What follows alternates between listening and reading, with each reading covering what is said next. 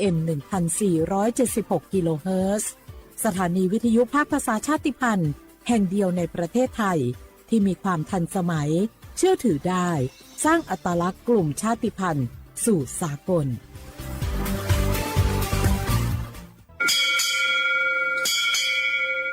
โอโบดะจ้าโอเวชเปอร์เมืองสุงคาปอกว่าย้อซงปดูธรรมาสถานีวิทยุภาษาชาติพันธุ์แห่งเดียวในประเทศไทยทันสมัยเชื่อถือได้แล้วพบกันที่สวทเชียงใหม่ AM 1476 กิโลเฮิรตซ์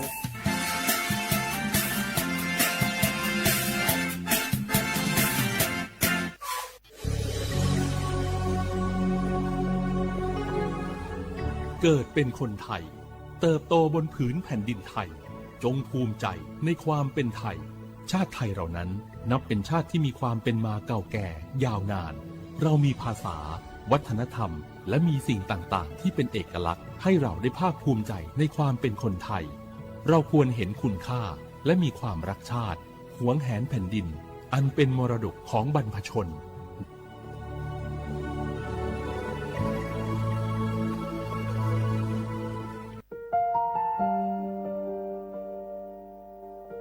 งาฮือละหุยาชอเจทอกาไทมีกเวจอมออเอโลอาสะและไกเปวิทัปปะตองาฮือมีมาลูจาเวโยงาฮือมีเวอเอโลแลมีจอมอเวอปาโลเกโลมุนอมาโคโลโกอิเปเวโยงาฮือเตกาเลเลกางาฮือมีจอมอเอโลทะหะเวอโคโลยอทะคาทากะดอนอเชตุโยงาออโตแลละหุชอเจเวอตาลาหุคอเป้าเสมานาคาโบเพวิโย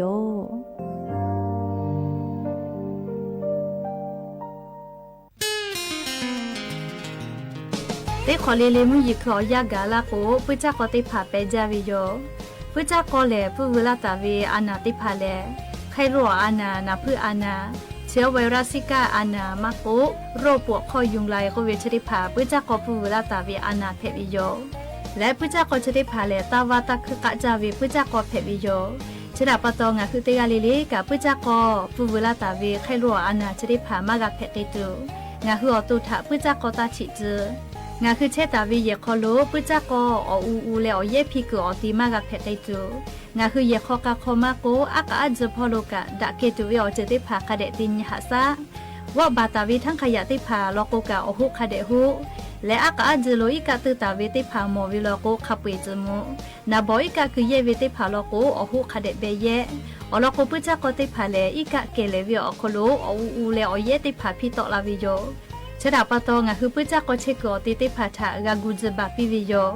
และปุจักก็ปุเวลาตาเวไคโลอานาเพวิทยาทาญิญตาเลสุญวิอยาชอโคโลเล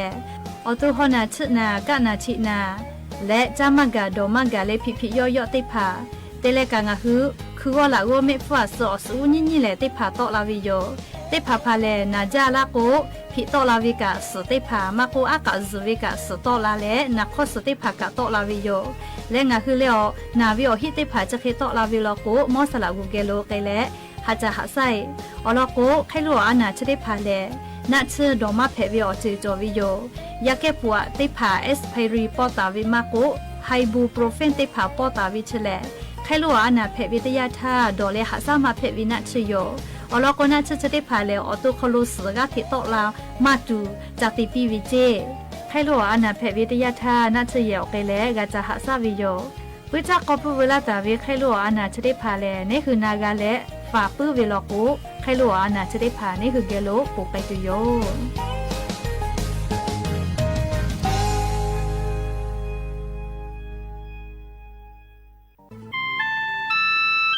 งาคือจังหวัดจิ้งใหม่ออกข้อต่อเกือตีออกคอโลโฆษณาติผาคือกาเวลโกจ้าดาลาเพวิโยอลโกงาคือจิ้งใหม่ออกคอโลเวสถานีวิทยุกระจายเสียงแห่งประเทศไทยจังหวัดจิ้งใหม่แลออกข้อต่อเวสายาติผาสู่ไกเวกาวูจ้านอคือและโฆษณาติผาคือกาเวลโกจ้าดาคือโทรศัพท์นำบัตรแม่0 5 แซนี่4 ขอ0 ขอฮีไม่ให้เลกะ0ก้อนี่อ้อขอฮีง่าสก้อโทรศัพท์นบะชเวทะจ้าดะและโฆษณาติผา กุลาเพวิโย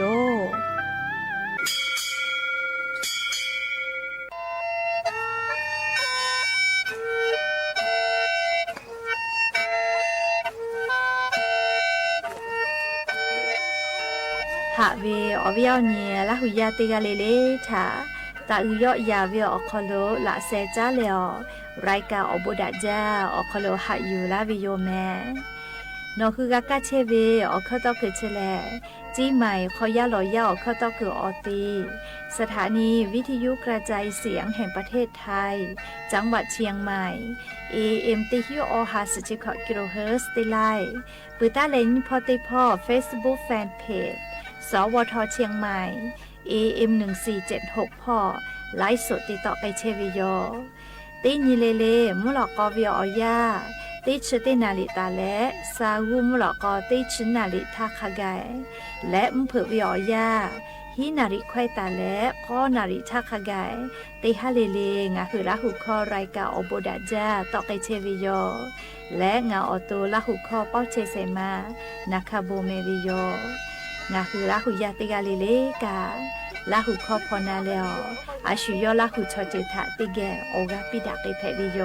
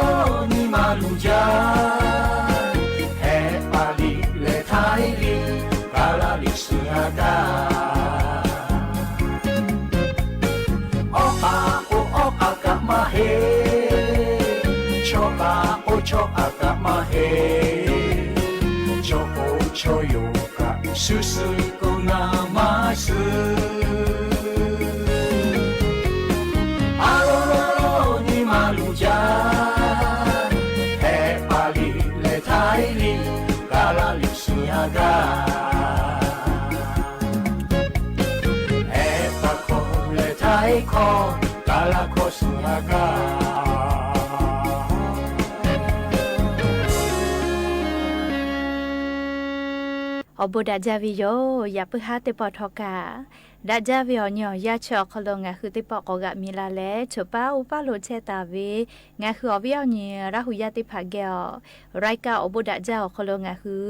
อคอกะกอกะดักเชเวทปาตออรเปแลติกาเลเลถาตาอุยอยาวิโอคลละเซจาเลอไรกาอบดาจาคลหะอยู่ลาวิโยแม่ฮาวิโอวิโอเนี่ยราหุยาข้าพ่อเชพโลเชตาเวคาคิเพเชเลติกาเลเลทอกาจ้าแม่ดอแม่ซึแม่กาแม่ฮาเลดอซาเชลลีนาจะได้เจอกาลิงะคือเหมียวคโลแลมุยิขอยาลุลาเปวิทปาตอ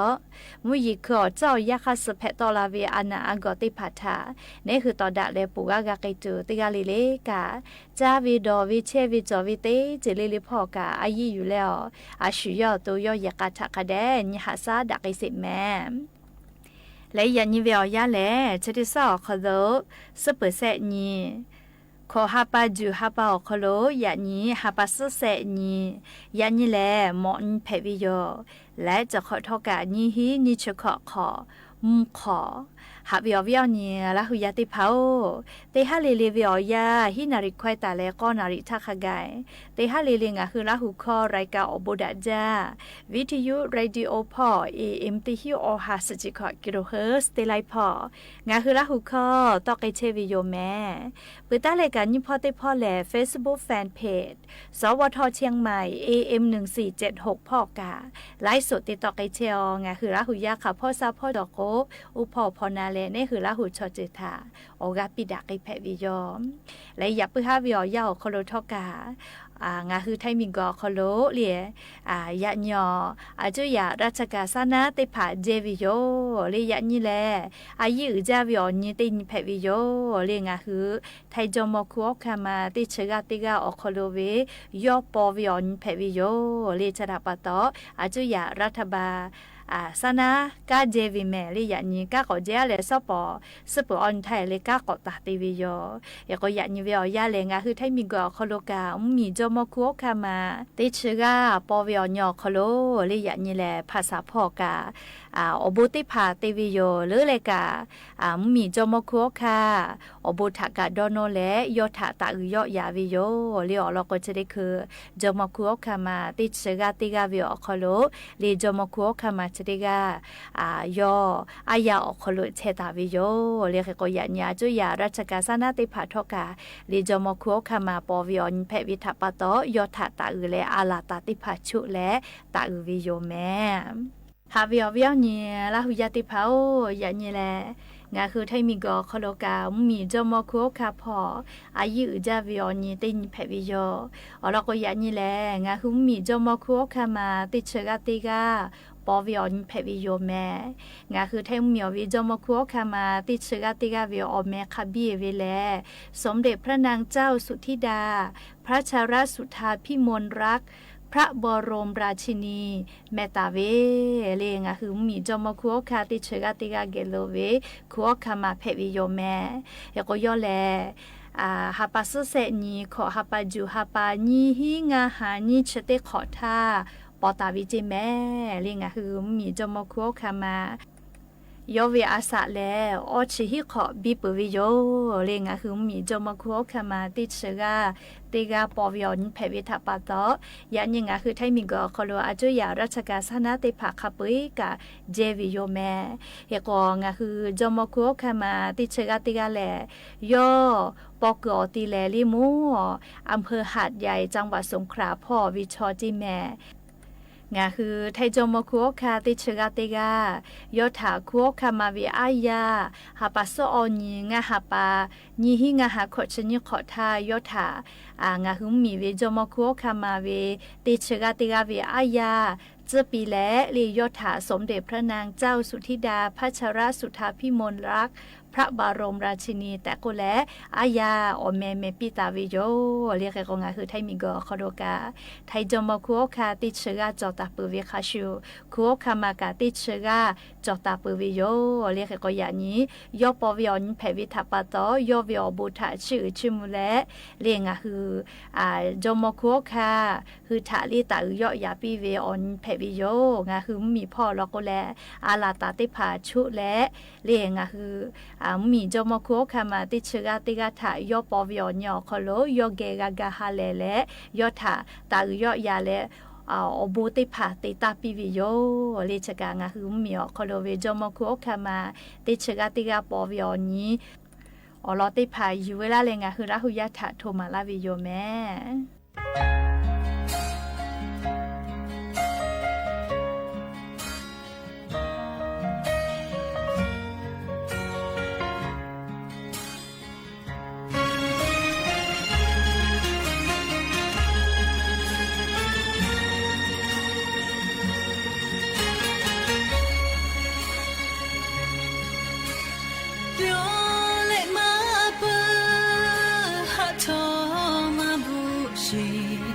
คาโท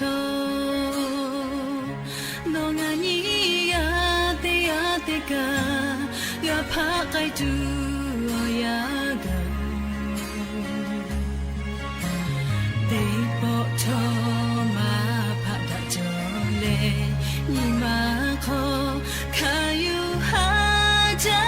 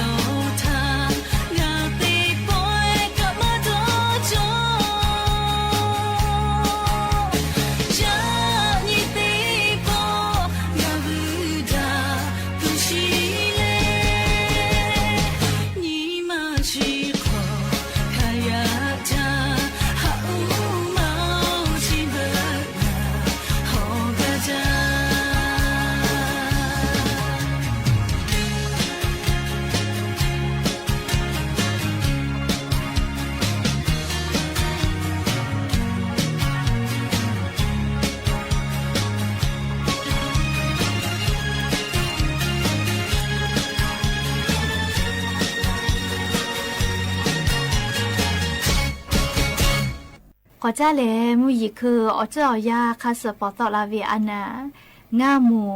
อลอติผัดถังะคือติแกนาสิแม่อวิอเนียระหุยาติเผามุยคืออยากาวิตยาธามุยลาโกแลเนาะแน่ๆเตโกอานาอปุมาไลเจทอกาอปุมาเชกาติเฮลาวิจิแม่อปุมาเฮเลนี่คือชอยาอานาทะตอดาตุเวออกาวซา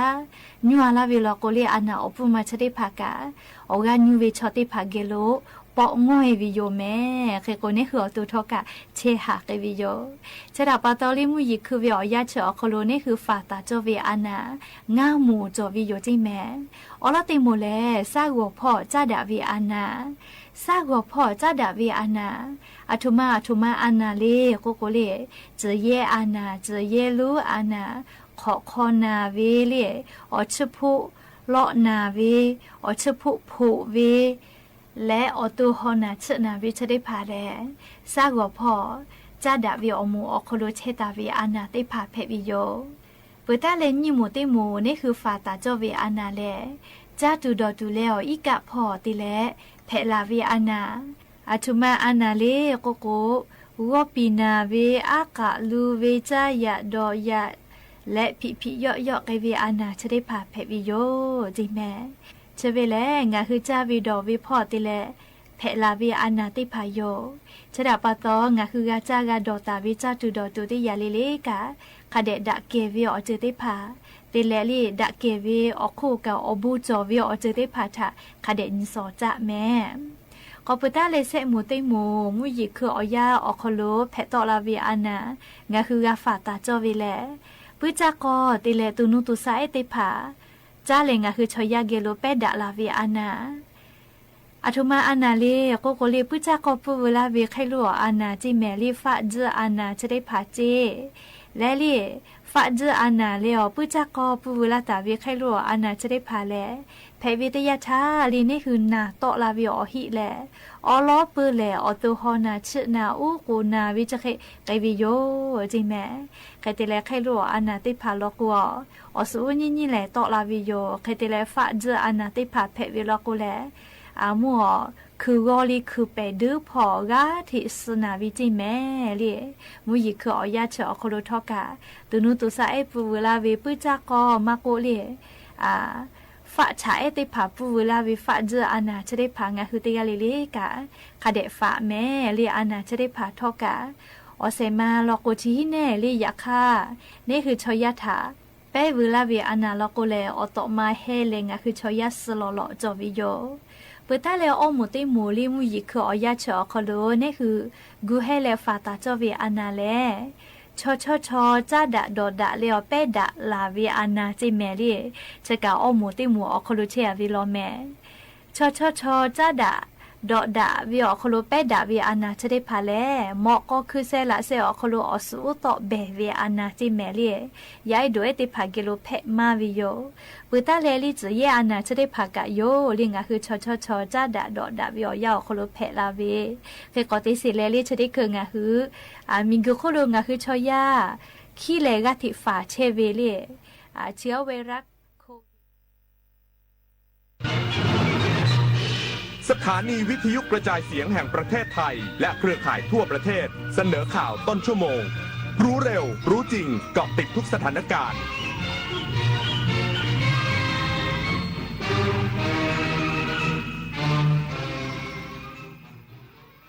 รับฟังข่าวต้นชั่วโมง 21 นาฬิกากับธราวุฒิวิชัยดิษฐ์ครับนายกรัฐมนตรีนำคณะรัฐมนตรีและประสบกนิกรทุกหมู่เหล่าจุดเทียนถวายพระพรชัยมงคลแด่สมเด็จพระนางเจ้าพระบรมราชินี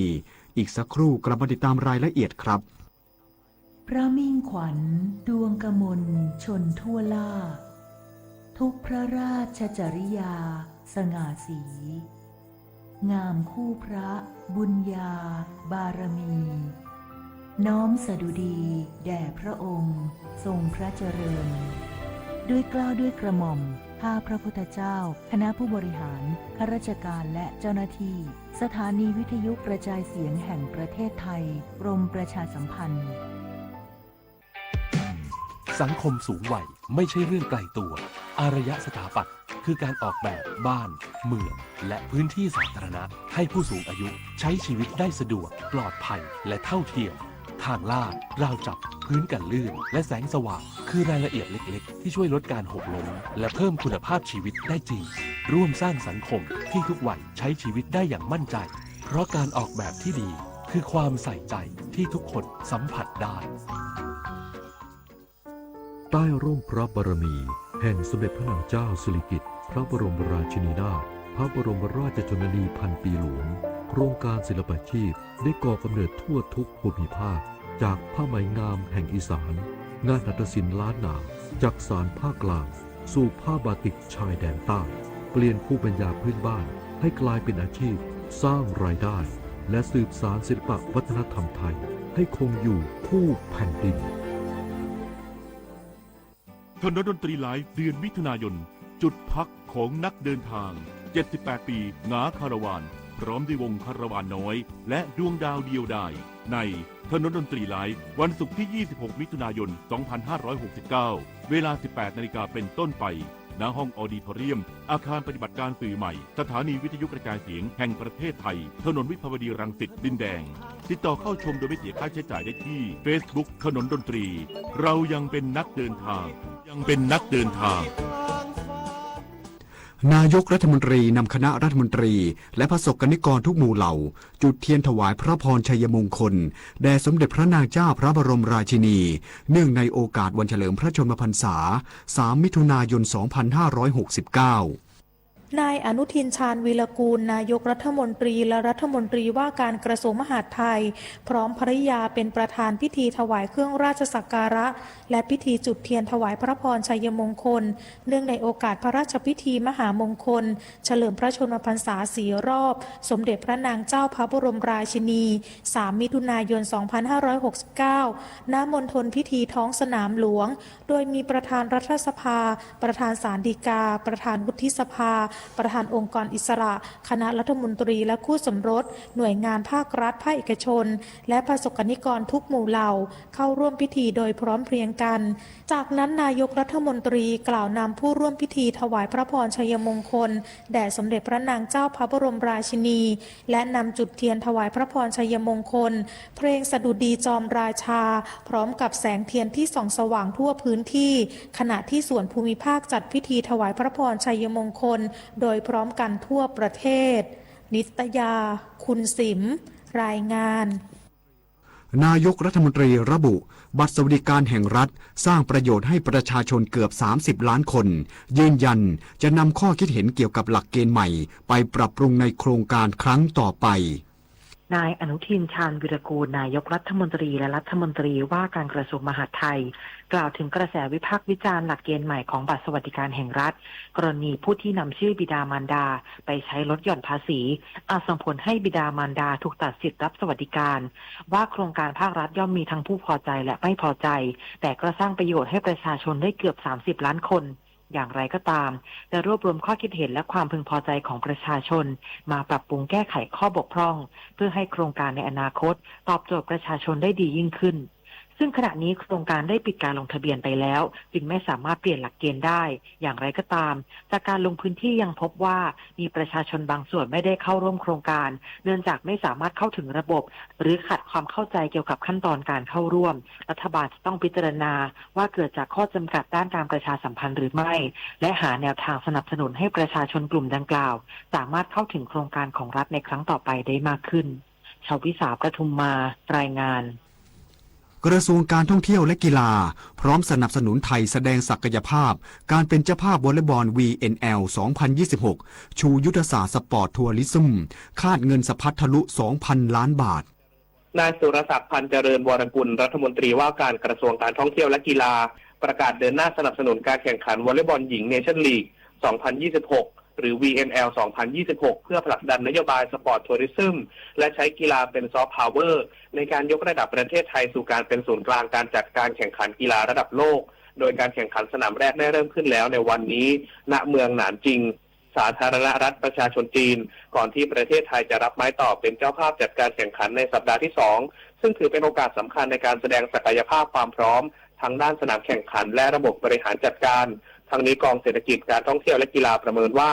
การเป็นเจ้าภาพในครั้งนี้จะช่วยดึงดูดนักกีฬาเจ้าหน้าที่และแฟนกีฬาทั้งชาวไทยและต่างชาติซึ่งจะก่อให้เกิดเม็ดเงินหมุนเวียนในระบบเศรษฐกิจอย่างมหาศาลมากกว่า 2,000 ล้านบาทปฏิพล สถาพรหมมารายงาน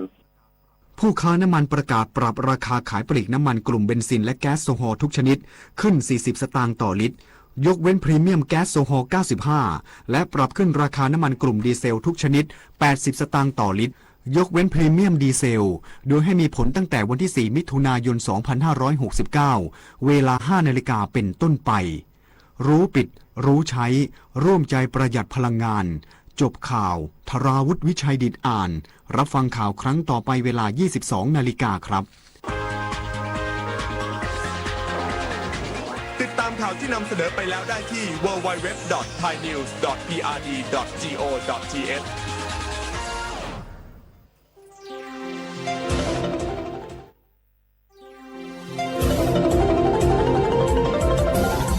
วิทยุแห่งประเทศไทยให้ความรู้คู่ความสุข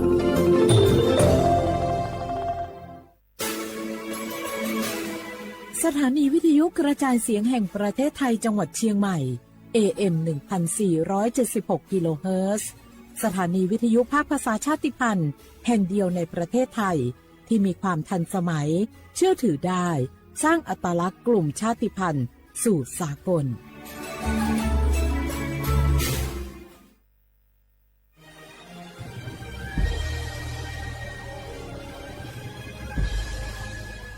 เกิดเป็นคนไทยเติบโตบนผืนแผ่นดินไทยจงภูมิใจในความเป็นไทยชาติไทยเรานั้นนับเป็นชาติที่มีความเป็นมาเก่าแก่ยาวนานเรามีภาษาวัฒนธรรมและมีสิ่งต่างๆที่เป็นเอกลักษณ์ให้เราได้ภาคภูมิใจในความเป็นคนไทย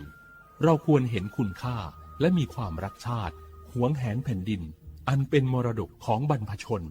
ร่วมภาคภูมิใจในความเป็นไทย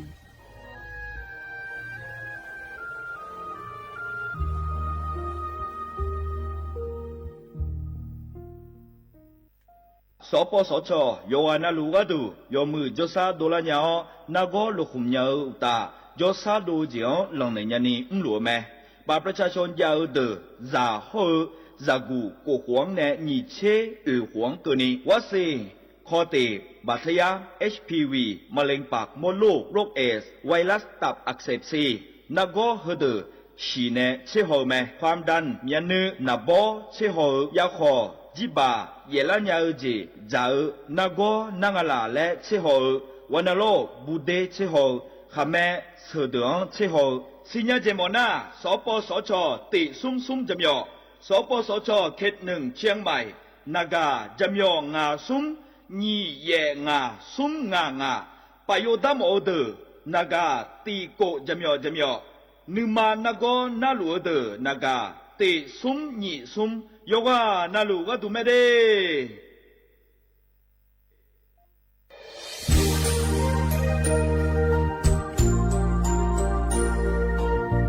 ไอเย่เนียวที่ฟอลโล่กวนในทีมเชียงใหม่และขั้วเธออุฮาเลกะกอวัชมีจากะกอ PM 2.5 กะกอฮอลดามาเด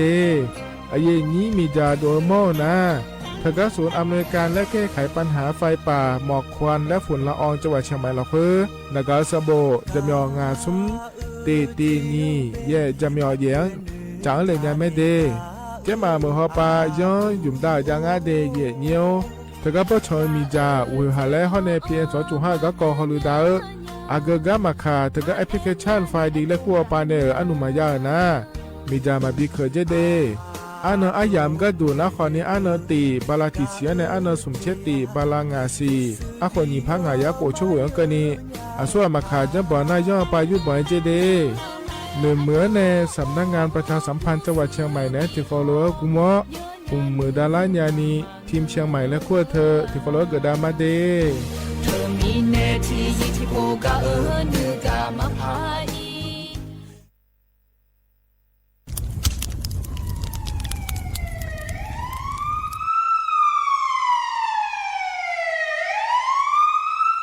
สิญญามาโล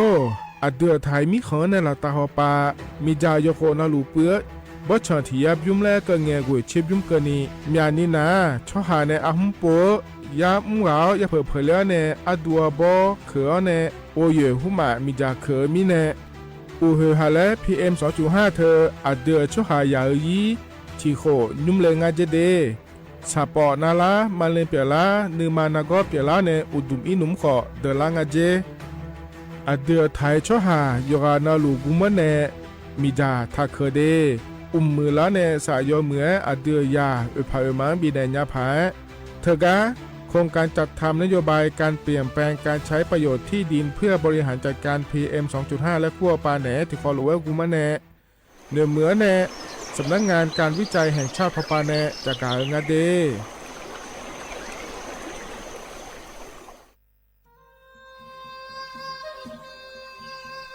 ยอปอนาลูเฮตาฮอดาเงอูเฮฮาเล PM 2.5 เฮมีดาลางาเลสีลางาอาดูมาเนจังเงดเจอปะปะกัวเงเจมีจาเคมีเนเฮดดตอลูชัวยามอดดลาเนมัวฟาเนียมามึงaเดเมียนพีลาขบยานาลาฮอเนสากอพปานกอขอนีเปลายังาอาดูมาโยอานาลูกุมเนมีจามาเคนีโยฮาเนยับมุเนยับเพเลเธอโลไถเนเฉเนปุยเกมีจามีกาพี่เพราะเนบอชอมยาลานีอาบอที่ฟอลเวเขาที่ฟอลเวกุมเนมีจาตาเคเดเหมือนเนโยฮานาลูเวอยู่เหมือนจะซาโดนีย้อนยาผาเหมือนเนสำนักงานประชาสัมพันธ์ที่3กรมประชาสัมพันธ์พปาเนจากาเงเด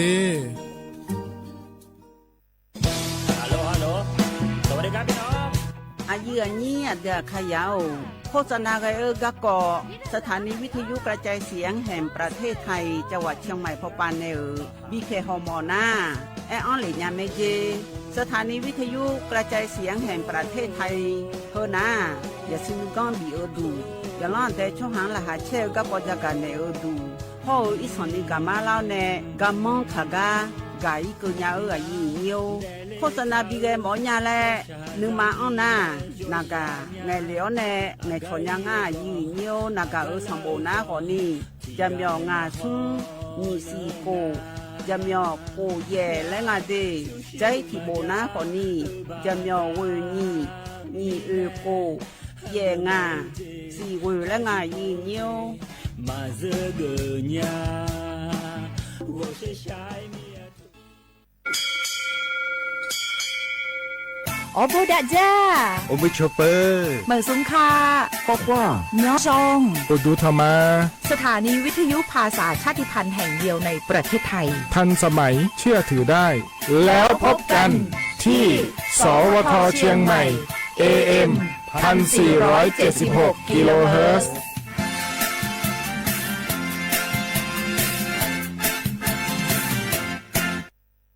ข้าชอ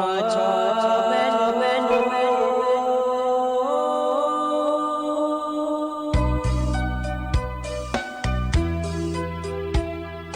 รานีจอปูเลงดอวทุยอาคาเบรานีจอโมเลงดองชอยอาคาเบชอพามาสิจอชาโล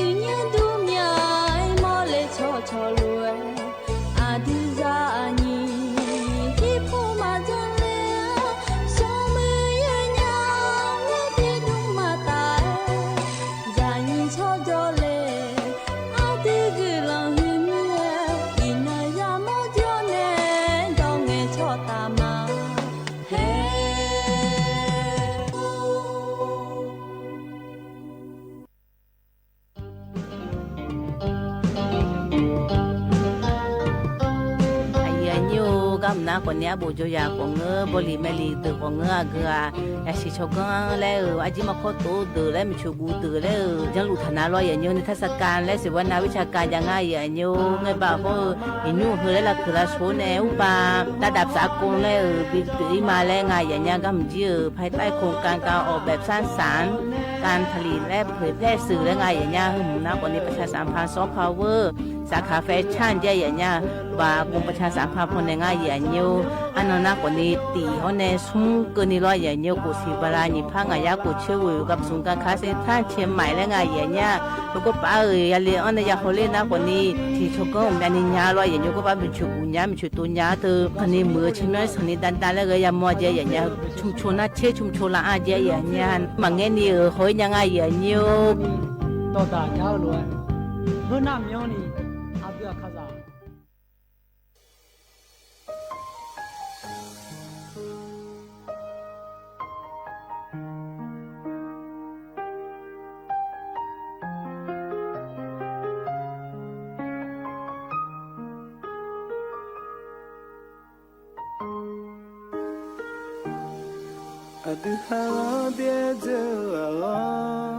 Kula khumale khomala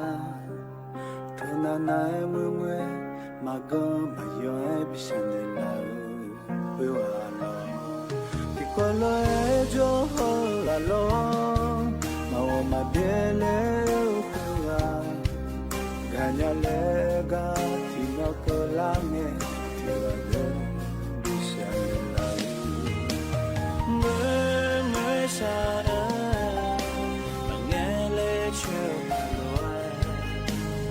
na sha ma shi ti zi ma ta le nya pha lo e hoi no no gu lo khu ma le o de je bing na bi sha ya le no no le na bi je ya na ma nge le hwa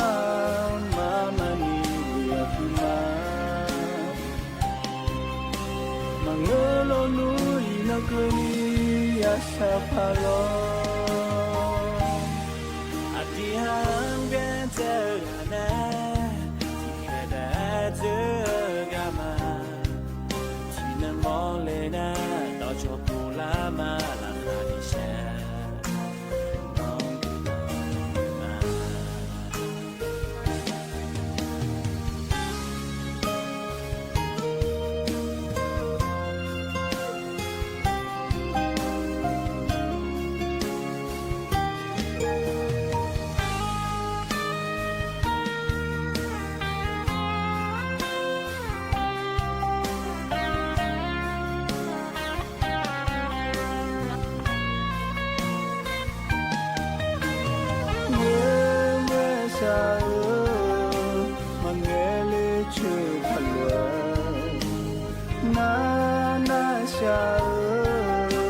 Masitizi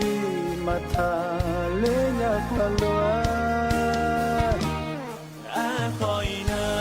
nong gulam ma lenya ongete binge binna bisaya Khongena no e yang piense ya ngam ele ho mamani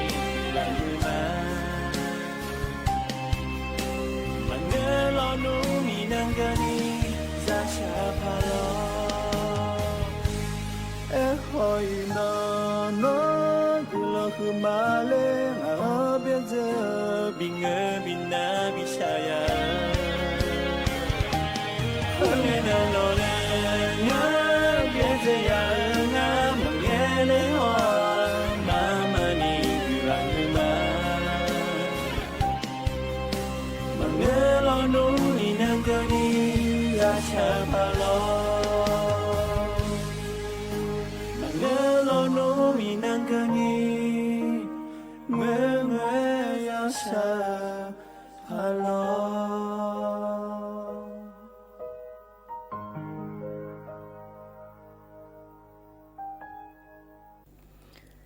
Rồi nhớ được cha các bà ở cha chỉ tham hồn chứอายุบิเจนละกระหึมาเจลอถ่ายพอในน่าก่อนนี้ขอบคุณที่ทิ้งกันและไงอย่างเนี้ยดูทำไมอย่างนี้วันนั้นรู้ล้อแห่ยุจิก่อนนี้ไอ้ยามที่ก็ล้ออย่างนี้ในพยาธพูทันจุลแม่อย่างนี้กูหลานในเช่นหลานกันในล้ออย่างนี้มาเจออย่างนี้แล้วมาอยู่กันเดินแน่ยาจุตาแม่อย่างนี้ gane na nga mane myom du chimyo le jume da ne ma ya nyu nga mane myom du chimyo na ko niสถานีวิทยุกระจายเสียงแห่งประเทศไทยจังหวัดเชียงใหม่และงานเหยื่อนิวสำนักงานประชาสัมพันธ์ที่3กรมประชาสัมพันธ์และยอยยุ่มและนักกว่านี้สวทเชียงใหม่และงานเหยื่อนิวนายอย่างนี้นะหันยาพนักกว่านี้ปกและคู่กับคู่มาข้อและกับคู่กับคู่งานเราอย่างนิวAM ที่พายย้ายสิเชกกิโลเฮิรตซ์และงานเหยื่อนิวนาเป็นบุพนักกว่านี้สวทเชียงใหม่ที่พายย้ายสิเชกกิโลเฮิรตซ์และงานเหยื่อนิวการนักกว่านี้งานมาแนมยมดูเราอย่างนิวก็จุนแนและเงินดูหลานในเราอย่างนิวกันแต่หน้าบาอินาที่มาขานอนและพายแดนในมาอย่างนิวอินานักกว่านี้มีกระงานอย่างนิวกุศิบาลาล้อมองที่กูถ่ายพนักกว่านี้วันพุธและยังงานในอนาคตซุ่มมิถุนายนที่พังอายากุเชื่อเราอย่างนิวแห่บลาสีก็ย่อยสื่อแล้วซุ่มก็เลยในเฮิร์นไอ้นักกว่านี้แล้ววันอยู่ก็ได้มีเราอย่างนิวและอายาดองไทยอย่างนิวกับป้างานในเรื่องทากามาเลยก็นี่เราอย่างนิวแต่ชาติบุ้มเลยบินามาอย่างนิวแต่ชาติบุ้มนักกว่านี้อันนี้น้องโบนี่ตาในช่างทางงานอย่างนิวน้องมันอยู่ทางงานเจอายุที่จบมาเงี้ยเลยเนี่ยเจไทยพอนักกว่านี้เธอไม่เคยจำฉันไม่เคยลืมและไงอย่างนี้ที่โควิดดามาอย่างนิว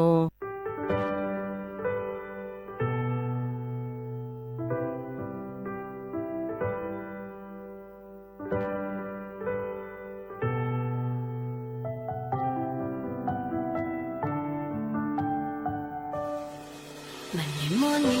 อยู่เลยนี่ล่ะนี่มาละเคยทนานี่กากามันยังมอนี่นอลอยญานุอินังกะนี่งึงๆมาชะมาอาบุให้คันอันยาเนดูอาอินังกะนี่อายุที่กาญาลุเม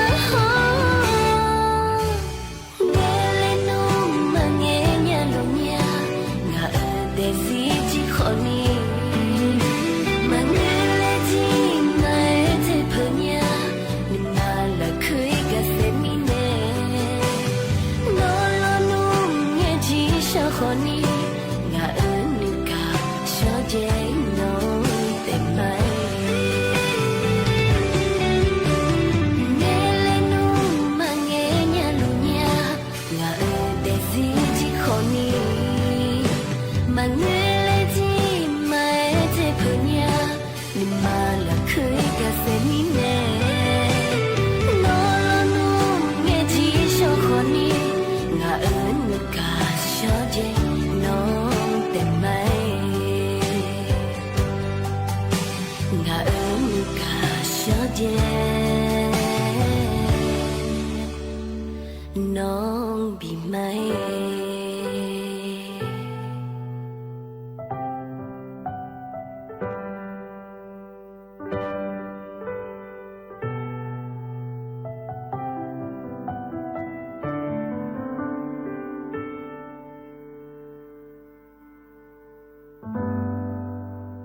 รอยอย่างนี้อย่างนี้คนนี้หน้าเบียวดูรอเธอไม่เคยจำฉันไม่เคยลืมเจ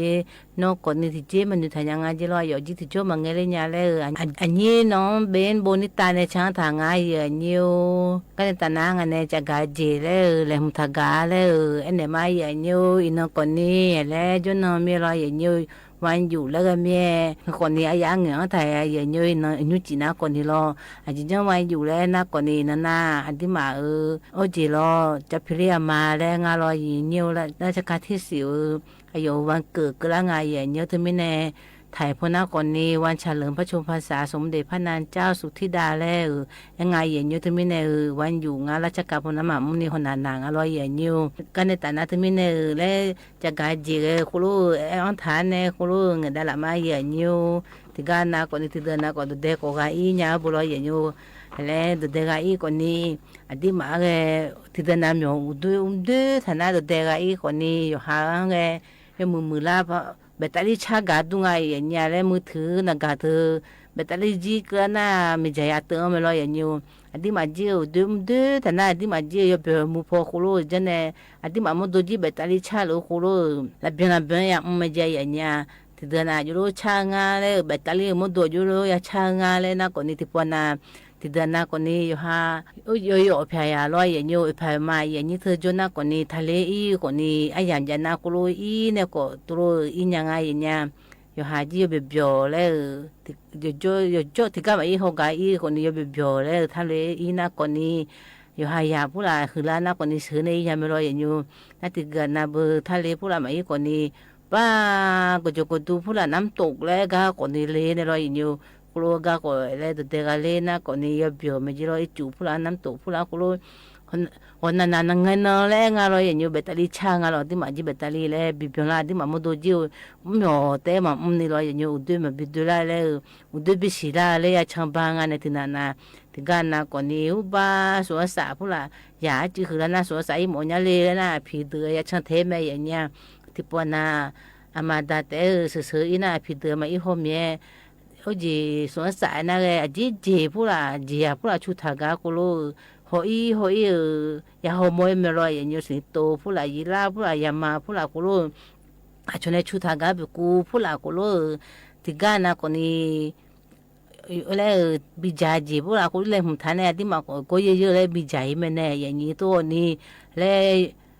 อยู่หาดูจกันน้ามายาอียาดีจีลาผู้ละเลยขนมผู้ละยมือผู้ละอีน่าคนนี้ยายังเลยขนมผู้ละยมือเมียที่ปวนามันนี่มาดูก็ว่าที่มาลาที่เจียน่ะลาคนนี้เลยอายุมาเลยอยู่ดูแลงานเราทำเนี่ยเลยเจ๊งานมือถือผู้ละนักการถือตัวอยู่ในจุดน่ะอามีอยู่ก็อีน้ำจีมาหอยเลยนักการผู้ละท้อมายาจนยาเดียอย่างนี้เดียอามีอยู่ถือแล้วกูมาจนน่ะอายุมาเนี่ยสุ่มเนี่ยเนี่ยถ้ากูมาจนน่ะรออยู่ที่ปนน้ำมือถือจัดตัวเลยเจ๊อยู่ดูเนี่ยเจ๊ยังไงเจ๊อย่างเงี้ยมืออามีอยู่ถือรออยู่ที่เมียเจ๊ยาจนก็อีน่ะมือพามือถือผู้ละนักการถือผู้จีละดีคุบยาดองทันเนี่ยห้องอะไรอย่างเงี้ยมันน่ะที่เดินน่ะเจ๊ถ้าจุดละยังจุดละยังน่ะอาจีผู้ละนกแก้วผู้ละตัวชุดทากาบุตัวอาบ้าผู้ละก็ถอยยังอะไรอย่างเงี้ยก็รู้หอยอาสาผู้ละชนเนี่ยกระจุดดองทันเนี่ยเลยอยากผู้ละไอ้สันนี่หอบบ้าอะไรอย่างเงี้ยอยากแต่มันเงือกคนนี้พี่ดูก็มาฮอร์โมนเนี่ยแล้วมาฮอดูนะคนนี้ที่ปวนาแล้วบิฮอร์โมนก็มากาเลยแม่อย่างเงี้ยชนเนี่ยกระจุกรู้คนเลี้ยมแล้วก็รู้ไอ้ทากางาสาผู้ละที่จ้อยมาโมโหก็รู้ชนเนี่ยก็รู้ดองทำมีอะไรอย่างเงี้ยแล้วฮอร์โมนคนนี้มากาแล้วคือคนนี้เจ็บมาคนนี้จะไม่อย่างเงี้ยน่าที่กานาคนนี้ที่ดานาคนนี้เพศยุ่งผู้ละก็รู้อีเมจิโรอย่างเงี้ยฮะศาสนาพูดถึงงานเราก็อีดึงนะบุเขาเลยเพศยุ่งผู้ละก็รู้อีเนี่ยอายุมากคนนี้ทำบุญแล้วก็ยังไงเนี่ยถึงมีเนี่ยอยู่หากระเจียอีหมอเนี่ยแล้วงานเราอย่างเงี้ยน่าจะเดินหน้าคนนี้สิได้จะน่าจะบริเมลีเดินหน้าคนนี้ยาบริเมลียาหน้าคนนี้แต่ประเทศผู้ใดเนี่ยจะรออาการคนนี้ญี่ปุ่นผู้ละก็อีระเบิดมือก็อีแล้วที่กันหน้าคนนี้พม่าก็เขาเลี้ยงแล้วเขารู้แล้วเด็กๆเราอย่างเงี้ยคือคนนี้อยู่ห้ามไอ้ยังจะน่าดูช่างดูน่ากูรู้ก็ช่างบ้าเลยเอ็งไงอย่างเงี้ยกูรู้ช่างบ้าเลย แล้วอยู่หาจีอยู่จนน่ะเชิงมันเงมีเลยที่ปวนากุรุอีเลยมากาเลยแม่อย่างเงี้ยน่าอยู่หายาผู้ละคือละน่าอยู่หายาเนี่ยโลผู้ละงงดอกแพน่ากว่านี้อยู่หายาจีดอนน่ากุสือหาเนงาลอยอยู่บัวอย่างอยู่ที่ปวนาคนนี้ห้ามผู้ละอีแล้วมาจ่าหอดูก็บิจ่าเลยกุรุห้ามผู้ละอีงาแล้วสะดมตัวก็แม่อย่างเงี้ยอยู่แล้วเที่ยกูรู้เชิงจะตัวเด็กอยากเกินน่ะแต่ดาวพอจ่อตัวจีตาพอตัวเด็กอะไรไม่รู้ที่จ่อยบุดมาเชิงหัวเลยอันที่มายังกันน่ะบุตัวละเช่ยังกันเงี้ยกันน่ะเงี้ยละจีสลามงาเลยพายไม่รู้ที่มาถึงแม้ดาวพอจ่อตัวละตาพอกันละหมดละตาพอจ่อตัวดาวพอกันหมดเลยเที่ยตัวกับบ้าจงไงอย่างนี้คือคนนี้ตัวเด็กอยู่ไงดังเลยกูรู้อย่างงี้เราห่างแล้วช่วยมีเราห่างที่ปนบันไดเรื่องของมาลีเผื่อดีชุกามานาตัวยาเนี่ยยาเนี่ยอะไรนี่ทิ้งเทกูรู้อายุช่างแล้วกูรู้สุดาอย่าบิชมาอย่างเงี้ยบันไดเรื่องแล้วตัวจุงตัวเตะแล้วที่มันก็มันบิชนี่แล้วที่มันซะสูนี่อยู่เนี่ยกูรู้เลยได้ยังไม่รออย่างเงี้ยนายก็กูน่าคนนี้รีบแล้วเดี๋ยวจีงเนี่ยชุกามาดูน่ารอรีบดูได้เนี่ยที่พูดแต่ปิวแล้วบ้ามองกูก็กูรู้เลยดูเนี่ยอย่างเงี้ยก็คนนี้ชกมาดูนะพี่ดูนะมาอีหอดูนะกูว่าเด็ดตัวนี่อยากกูอยากจีพี่ดูกูนะจีกูเสียงวันละตัวรู้ไหมมีเด็กเลี้ยงเนี่ยมาโมโหจีเมียอยากกูอยากรู้กูรู้มาโมโหเมียหมอยิ่งไงฮอบิชังเลยเมียจุ่มมาโมโหเมียนึกมาโคโลกูเลยที่อาคายานาที่ก็แต่มึงยังก็ผีนะกูรู้กูเนี่ยเลยยากาแม่อย่างเงี้ยคือคนนี้กูรู้อันที่มาเบตาลีช่างอย่างเงี้ยอันที่มาโมดูจีตัวเด็กก็ละเช่กูรู้จงอย่างเงี้ยก็ไปจากการจีที่มันนะคนนี้ก็กล้านึกสองอะไรอย่างเงี้ยนึกสองนะอินนาว่าที่สุ่มแต่แม่นึกสองนะคนนี้กล้าไม่รออย่างเงี้ยก็ไปเจ้ามาละเฮจียอมาจีทำบุญแล้วก็มาเจออย่างนี้คนนี้ตัวเพจน่าคนนี้อีเนี่ยแล้วลงทางก็จะยังไงจู่คนนี้ยอมสัวก็ไปทำบุญเลยเด็กครูทำบุญแล้วก็น่าคนนี้กลัวยาบุรุษอย่างนี้ก็จะมาเฮจีทำบุญเมื่อแล้วเฮจีที่กูที่ปูครูจะง่ายอย่างนี้ครูจะน่าคนนี้ยอมมาจีห้องไอ้บันไดสังขุนเนี่ยครูจะดูแลมีรอยอย่างนี้สิริมงคลเลยเฮจีครูจะน่าแบบเพนีพอครูจะน่ารอยอย่างนี้ยอมมาปกครองแล้วคนนี้ประชาชนแล้วคนนี้ทีละยมือจิตครูจันดาครูเปลี่ยนละแรงอย่างนี้ครูจันละจีครูเล่จันละนะคนนี้มรดกทางวัฒนธรรมแรงอย่างนี้อีสันนี่คุ้มค่าใจจิตไม่ได้ยอมมาจีอนุรักษ์ไว้แรงอย่างนี้ที่มาเนี่ยช่างครูมันบิบอีเลยครูอยู่จันดานะคนนี้อยู่จันนะครูบิจาแรงอะไรอย่างนี้ครูทำบุญแล้วกันนะคนนี้เจ้ามามือคนนี้มือละจะละจิตบิจาก็ไปนึกสกลาอันนั้นง่ายอย่างนี้นะยมันเนี่ยนะทำบุญแล้วเช็คกันนะรออย่างนี้แบบนะอนุสาวรีย์3 กษัตริย์ง่ายอย่างนี้นะยิมถึงนะคนนี้ประตูท่าแพง่ายอย่างนี้นะซุ่มถึงนะคนนี้ประตูเชียงใหม่ถึงนะคนนี้ประตูแสนปุงและง่ายอย่างนี้งาถึงนะคนนี้ประตูสวนดอกโกถึงนะคนนี้ประตูช้ำเผือกและง่ายอย่างนี้นะ4ถึงนะคนนี้เจงกระตามแล้วไงแย่ถึงนะคนนี้เจกุนเฮือนแล้วไงอย่างเงี้ยนะหูถึงนะคนนี้เจหัวลินเจนะเชื่อถึงนะคนนี้เจสีภูมิเจอย่างเงี้ยคือคนนี้ที่มาค่ะ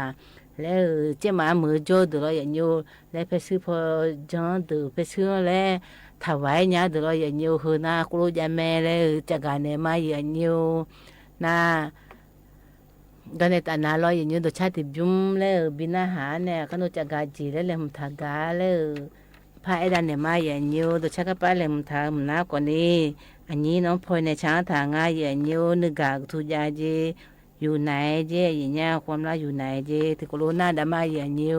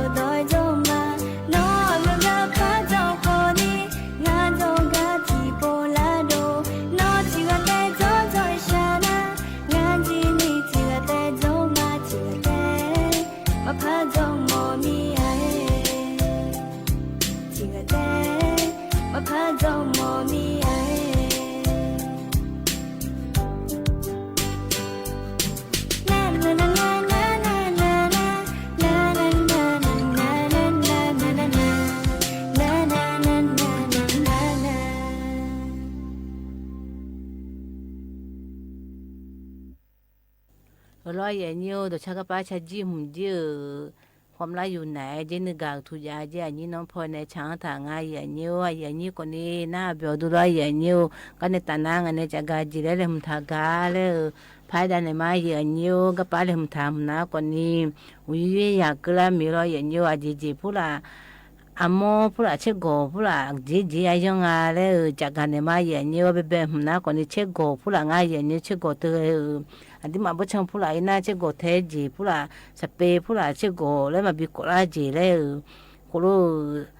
เพเสอีแล้วง่ายอย่างเงี้ยชกมาคนนี้แล้วเช็คโกเทจี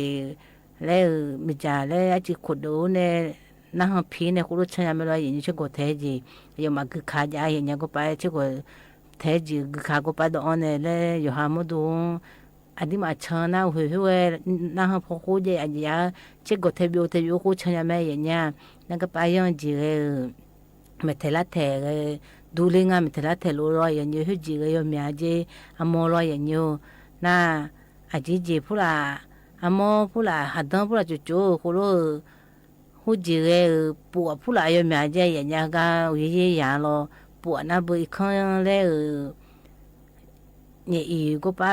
เขาเยอะตื่นเนี่ยสิไม่พูดอะไรตื่นเดือยมีอะไรเราอีกครั้งเดือยเฮ้ยมีงาน่าอย่ามาคือเซ่ก็ตัวบุคลามาก็ตัวคุรุยยังงาแรงงาอย่างยู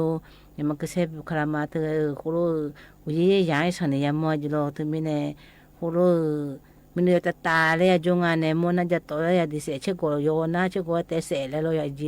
จิมุน่าจิโออยากเตเสงาอย่างเงี้ยอยู่หาโกลาจิน่าเราอย่างยูน่าจะก็ไปเนี่ยที่จีเลยมันทำหน้ากว่านี้ยาเสพติดง่ายอย่างเงี้ยยาเสพติดเฮ้ยที่จ้อยมาจีเลยจีเราอย่างเงี้ยจนเอาอาจีน่าเจอคุรุเลยโดนโยดูพอโดนโยทางกายสึกเดือโดนโยมามือจีแล้วคนนี้ยาเล่ฐานะโดนโยนในตีฐานะมาเบี้ยยังไงเจอย่างเงี้ยยาเสพติดแล้วคุมิเราอย่างเงี้ยตัวมีเนี่ยอยู่หาหมดดูก็มามือนี่เราอย่างเงี้ยคือคนนี้มาโดดูน่าคนนี้มาโดนี่เราอย่างนี้น่าก็โดดูน่าคนนี้อยากกูอยากรู้ผู้ละโดน่าที่มาคนนี้ฮอร์โมนถ้าโดแล้วยาเอ็นงานเนี่ยแล้วมามือจีน่าคนนี้ยาเอ็นงานอย่างเงี้ยอยู่หาพามามือคนนี้โอสากันเนี่ยเอ็นเนี่ยตอนนั้นเนี่ยโดน่าก็อยู่หามุดอยู่หามากาน่าก็อยู่หาเนี่ยยังงานเนี่ยน่าคือน่าคนนี้กูโดนอยู่น่าคนนี้ที่กันไปอีหยังอาจจะจีผู้ละอยู่หาจีเอ็มเนี่ย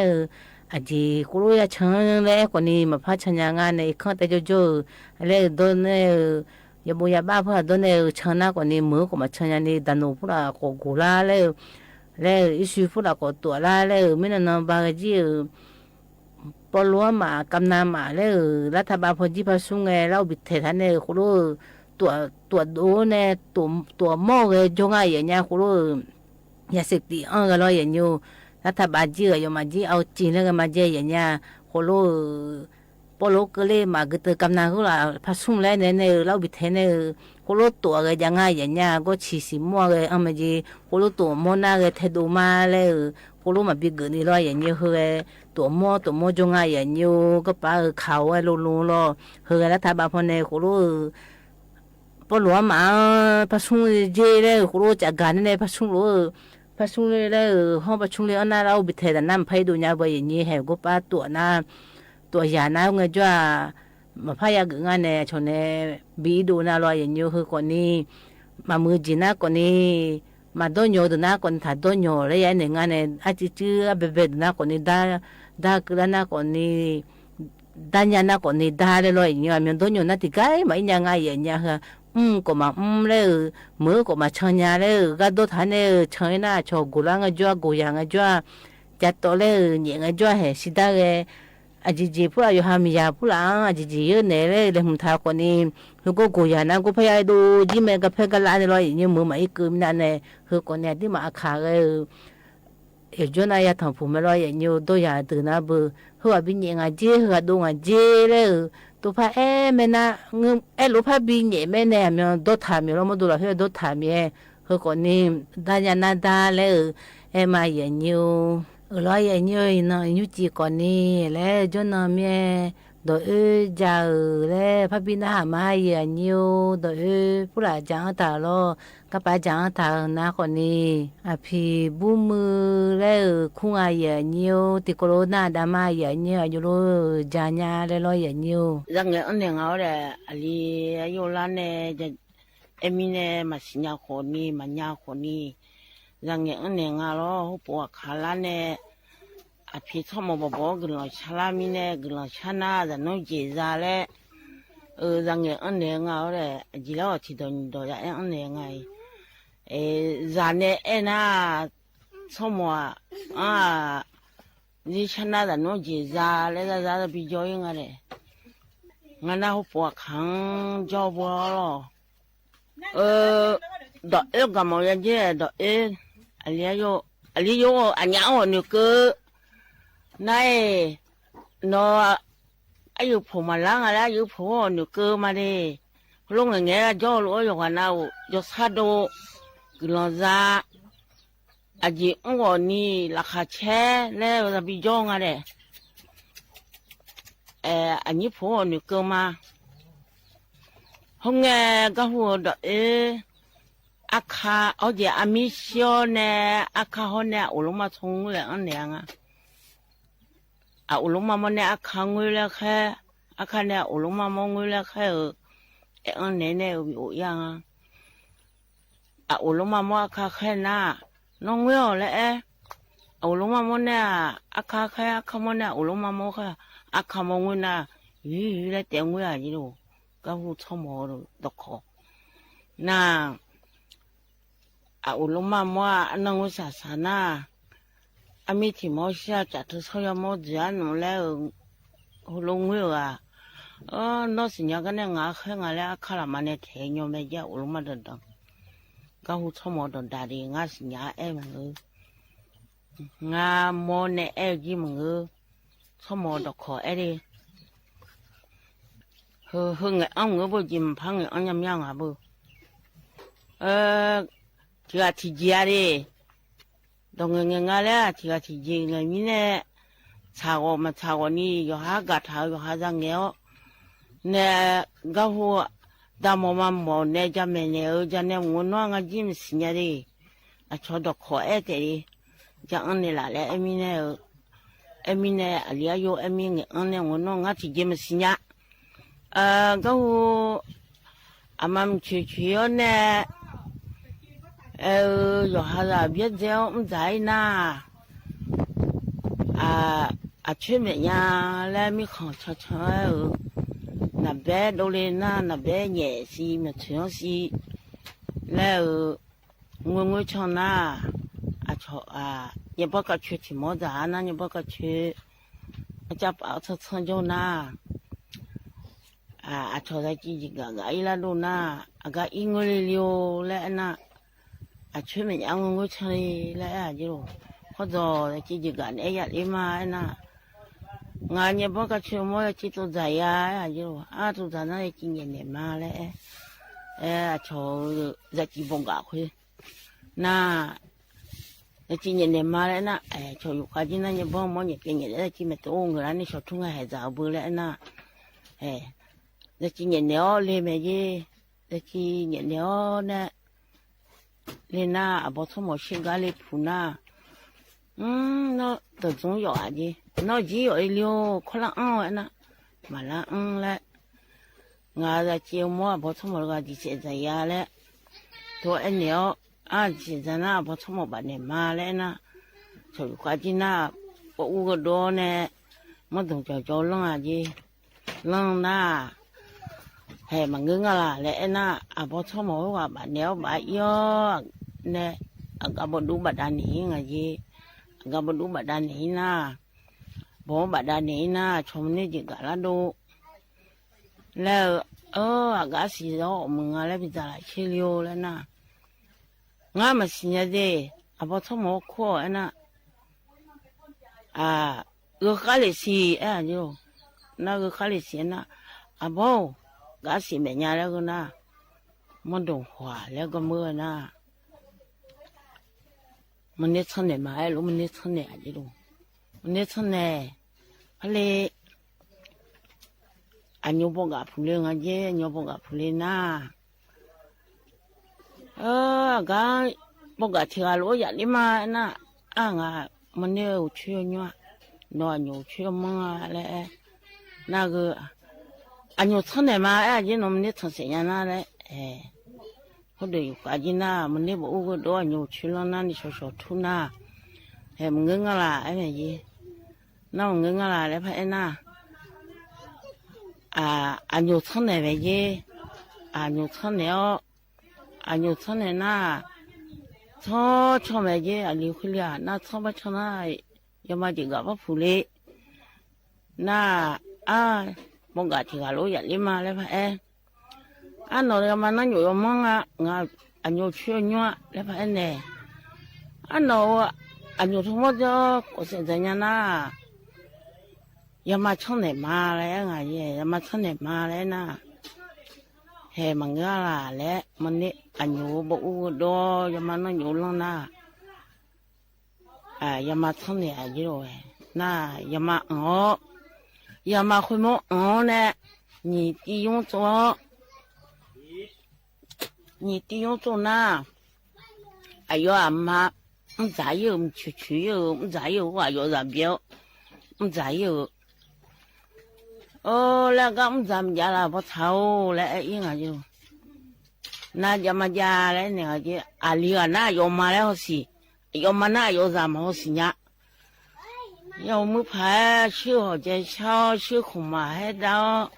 小苦杂米料小吃杂米料比咋的呢不炒了得苦没就要里要么是伢个阿妈会嘛那苦那有啥个呢好咋的呢我努力嘛了嘛来我别真呢我再没有弄来那我咋多别人家个么个来有还记得有个么为呢我叫呢有阿妈那有那不出生没呀离婚里呢到后去有去嘛去没让我唱了那哈明年我忙啊嘞我呢嘛我就我那么新家了了我你我还咱们嘛呢就在那啦会讲那样啊他们没米了就咱们就明个几呢我们就都来了村里都来咱嘛lo giờ nhiều hệ tổ ưu chẳng thả còn ni chăng lo giờ ni chăng cả bị bù mưa nè chẳng chẳng thả lo giờ nhiều còn ni na biểu đồ lo giờ nhiều cái này ta na nhà có gì cứ làm mẹ khai cha ở đây phải bị na mà giờ nhiều khai cha gam na còn nhiều ba đi mà chỉ tu mưa cho nè đi mà khá rồi vậy nhiều ai anh nung lấy khung ai vậy nha ba chỉ tu mới cho nên pha po cho nên sáng thằng ai vậy nhiều thì có lỗ na đam ai vậy nhiều cái dạng ai chỉ là hơi vậy nhiều nang còn đi cái này ta na ya gọi mẹ vậy nhiều ai vậy nhỉ mà yêu cái này cho đỡ yêu nào thì có lỗ ai dạng vui là này chỉ là cứ từ cho cứ là rồi yêu nào cứ là mà vậy nhiều mà chỉ yêu nào đủ thầm mà gọi mà phụ gia khai cho nên anh là khua này bữa lại nhà mà sinh nhật cho bữa ba mươi khai nhau mà giờ anh là khai bằng giờ na như số thì nó là lời xong rồi cái xe lo nó khai nhau mà phụ ôm ya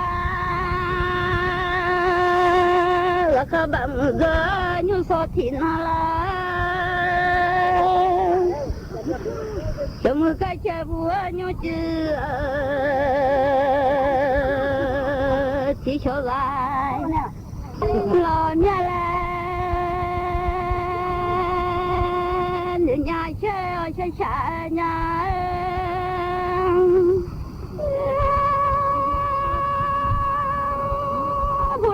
khó tự gây mà sao lại nghe một lời khai chứ con nào là chạy mà sao nghe là từ lên ngà tàu bê thu mà cho đào nó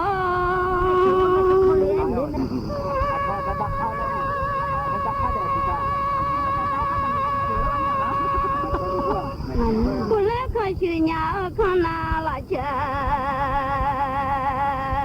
mà sao lỡ ngà anh nhà lỡ ngà tàu bê thua tên là đời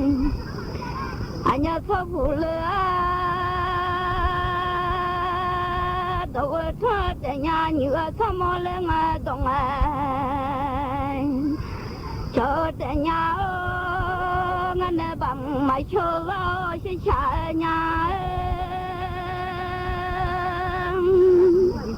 phụ lỡ cái cho mong nhà cho tàu phụ lỡ khoai mì lại cho mong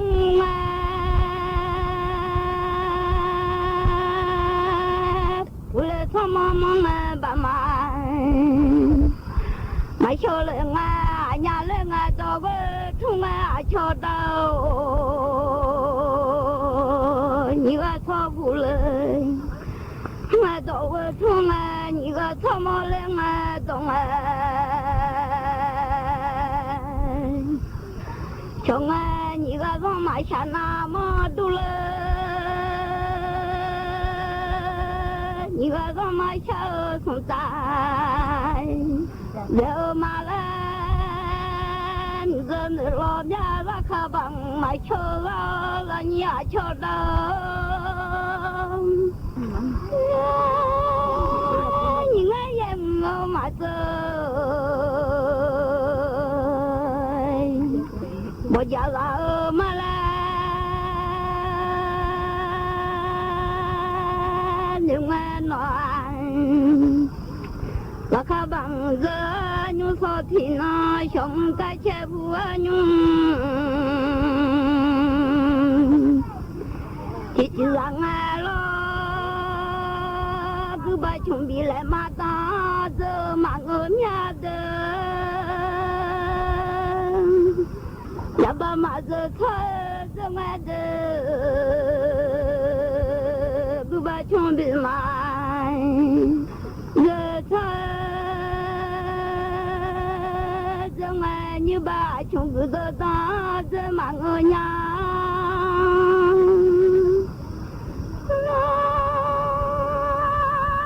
mà chúng đỡ ta giờ sẽ nhau à cho đâu à mọi chuyện đã bỏ ta giờ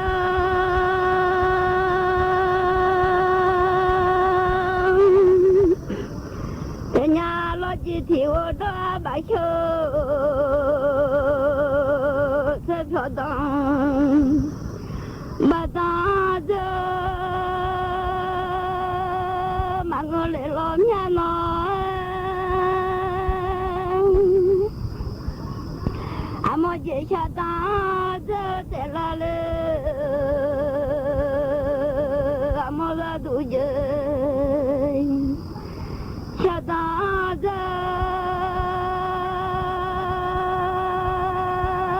để là lo chỉ thiếu đó bà chờ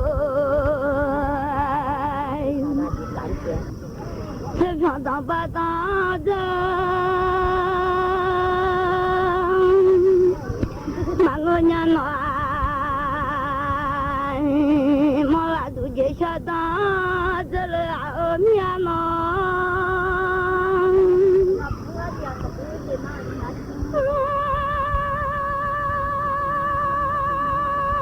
chỉ có đồ ba chờ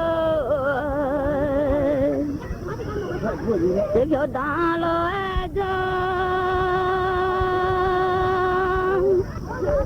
mà ngờ là nói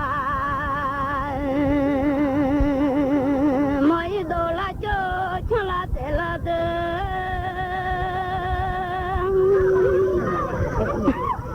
mà tùy đồ là cho là thế là khai chia mỗi na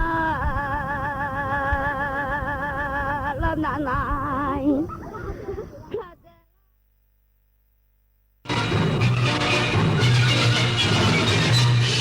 สถานีวิทยุกระจายเสียงแห่งประเทศไทยและเครือข่ายทั่วประเทศเสนอข่าวต้นชั่วโมง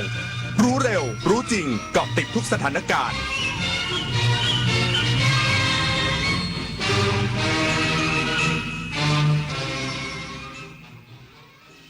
รับฟังข่าวต้นชั่วโมง 22 นาฬิกากับธราวุฒิวิชัยดิษฐ์ครับ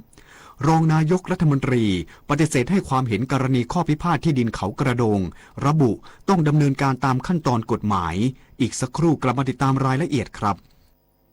พระมิ่งขวัญดวงกมลชนทั่วล่าทุกพระราชจริยาสง่าสี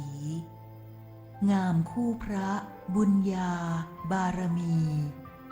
น้อมสดุดีแด่พระองค์ทรงพระเจริญด้วยเกล้าด้วยกระหม่อมข้าพระพุทธเจ้าคณะผู้บริหารข้าราชการและเจ้าหน้าที่สถานีวิทยุกระจายเสียงแห่งประเทศไทยกรมประชาสัมพันธ์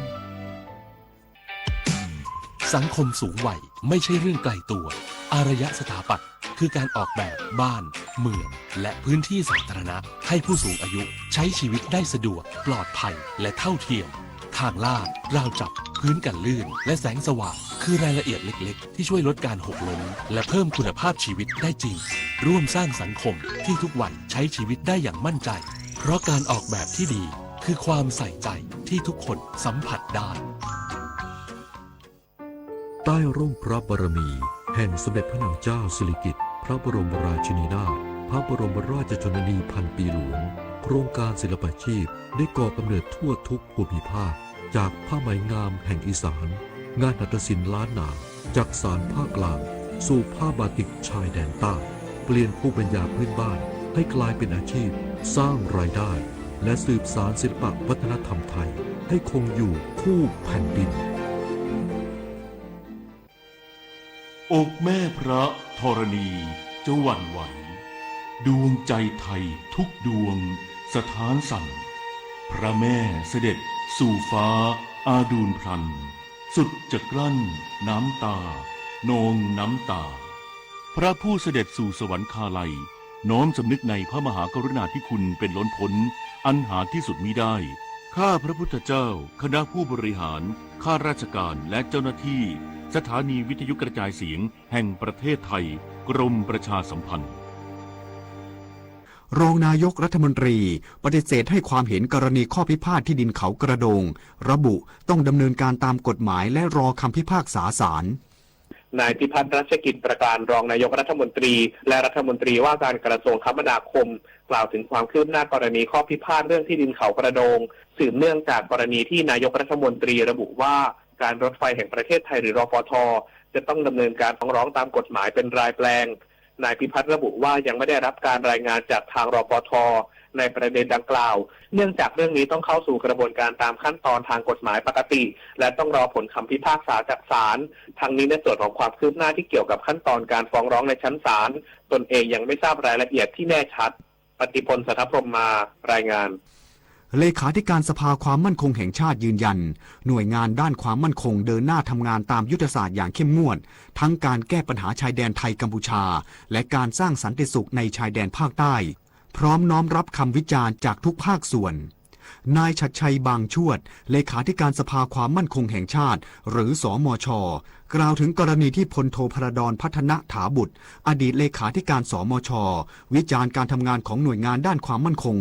โดยยืนยันว่าสมช.และกองอำนวยการรักษาความมั่นคงภายในราชอาณาจักรหรือกอรมน.มุ่งมั่นทำงานตามนโยบายและยุทธศาสตร์อย่างต่อเนื่องไม่ได้ละเลยตามที่ถูกวิจารณ์แต่เนื่องจากงานด้านความมั่นคงเป็นเรื่องละเอียดอ่อนและเป็นความลับจึงไม่สามารถเปิดเผยรายละเอียดทั้งหมดต่อสาธารณะได้เพื่อป้องกันไม่ให้ฝ่ายตรงข้ามนำใช้ประโยชน์ สำหรับมาตรการดูแลชายแดนไทยกัมพูชารัฐบาลไทยกระทรวงมหาดไทยและสมช.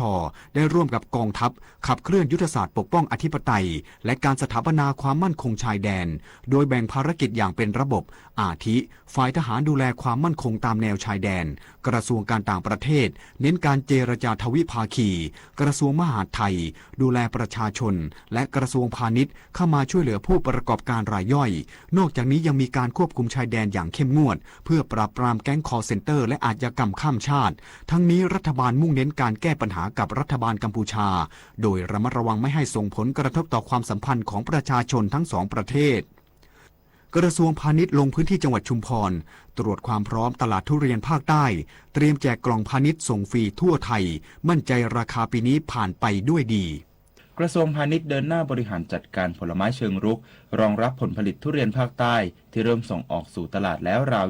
20% โดยร้อยตรีจักรายอดมณีรองปลัดกระทรวงพาณิชย์พร้อมคณะลงพื้นที่จังหวัดชุมพรเพื่อติดตามสถานการณ์การผลิตการค้าและการส่งออกทุเรียนรวมถึงรับฟังปัญหาและข้อเสนอแนะจากเกษตรกรในพื้นที่คณะได้ตรวจเยี่ยมแหล่งผลิตจุดรับซื้อและตลาดมรกตอำเภอหลังสวนซึ่งเป็นตลาดกลางค้าทุเรียนที่ใหญ่ที่สุดของภาคใต้พร้อมร่วมกิจกรรมปิดตู้ส่งออกทุเรียนชุมพรสู่ตลาดต่างประเทศและมอบกล่องบรรจุภัณฑ์ผลไม้ร่วมกับไปรษณีย์ไทยเพื่อสนับสนุนการจำหน่ายผลไม้ผ่านช่องทางออนไลน์รองปลัดกระทรวงพาณิชย์เปิดเผยว่าภาพรวมการค้าทุเรียนยังอยู่ในภาวะปกติทั้งตลาดในประเทศและตลาดส่งออกโดยเฉพาะตลาดจีนที่ยังมีความต้องการอย่างต่อเนื่องขณะที่ทุเรียนเกรด AB มีราคารับซื้อประมาณ 100-115 บาทต่อกิโลกรัมปัจจุบันจังหวัดชุมพรมีลงเปิดรับซื้อแล้วกว่า200แห่งช่วยเพิ่มทางเลือกในการจำหน่ายผลผลิตสร้างการแข่งขันด้านราคาและเสริมความมั่นใจให้เกษตรกรในช่วงที่ผลผลิตกำลังทยอยออกสู่ตลาดมากขึ้นชัยพัฒน์มณีชัยสวทชุมพรรายงานปิดไฟปิดแอร์เมื่อไม่ใช้ช่วยประหยัดค่าไฟลดการใช้พลังงานจบข่าวธราวุฒิวิชัยดิษฐ์อ่านรับฟังข่าวครั้งต่อไปเวลา 23 นาฬิกาครับติดตามข่าวที่นำเสนอไปแล้วได้ที่ www.thainews.prd.go.th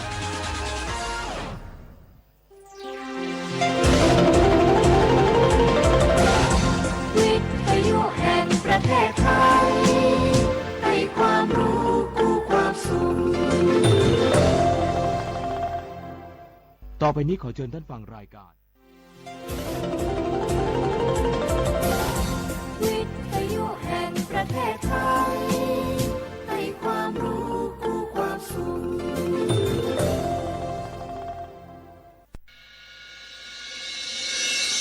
สถานีวิทยุกระจายเสียงแห่งประเทศไทยจังหวัดเชียงใหม่ AM 1476 กิโลเฮิรตซ์สถานีวิทยุภาคภาษาชาติพันธุ์แห่งเดียวในประเทศไทยที่มีความทันสมัยเชื่อถือได้สร้างอัตลักษณ์กลุ่มชาติพันธุ์สู่สากล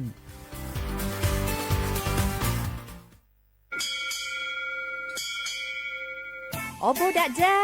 โอมิชเปอร์เหมือซุงคาปอกว่าย้อซงอุดูธรรมาสถานีวิทยุภาษาชาติพันธุ์แห่งเดียวในประเทศไทยทันสมัยเชื่อถือได้แล้วพบกันที่สวทเชียงใหม่ AM 1476 กิโลเฮิรตซ์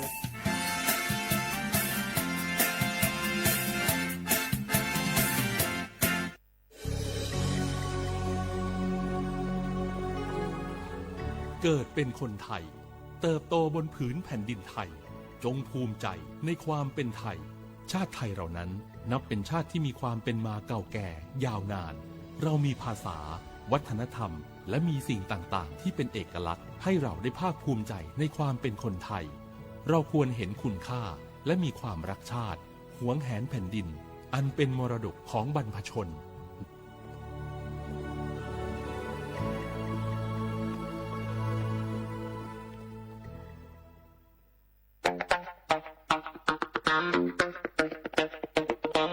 จากอาหารไทยมวยไทยดนตรีไทยไปจนถึงเทศกาลไทยและงานศิลปะไทย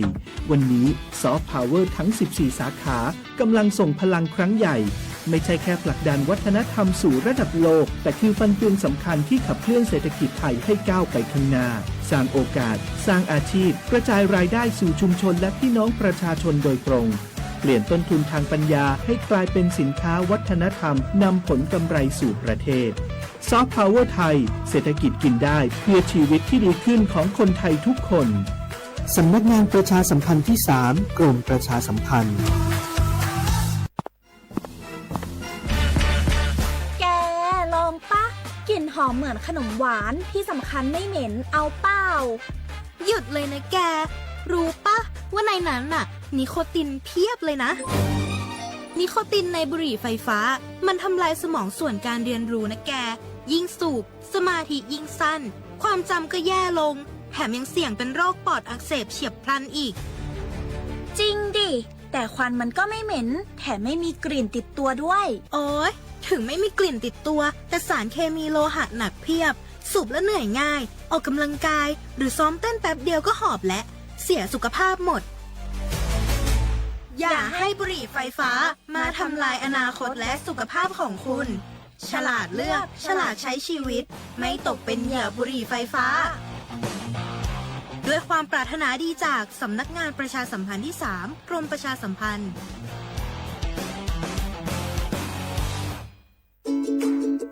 ทุกครั้งที่ใช้สิทธิบัตรทองหรือบัตร30 บาทอย่าลืมพกบัตรประชาชนเพื่อยืนยันการใช้สิทธิไม่ว่าจะไปรักษา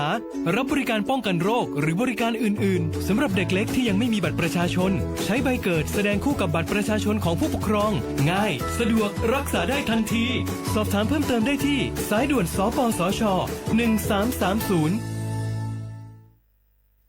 พี่น้องเขาสนใจใครปืนเผาผ่านตั้งห้องเปิดเสียงสวทเก้งใหม่ปั่นตั้งหูห่มปาดังมีดังซื้อถ่อมแจ้งแล้งหลีกว่าไก่ในปืนตีเจดอนเก้งใหม่กับสืบมาเลยดีสวทเก้งใหม่หมายฟ้น053-276-068และ0922468579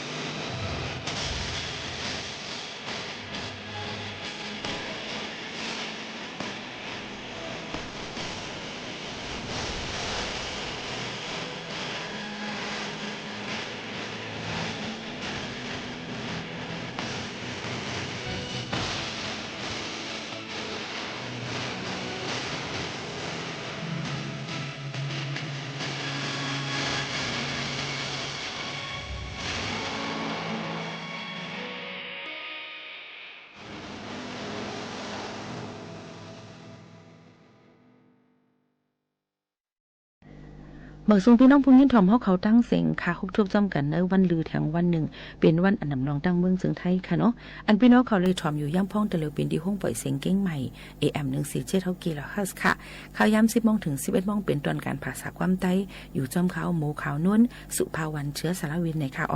ในวันเมื่อในก็เตถึงมาในวันที่3เดือนธันวาคม62เฮงปลาย26เป็นเดือน7หลวง3ค่ำฮอดถึงมาเสเป็นวันลือกา1วันเป็นวันลำลองตั้งเมืองจึงไทย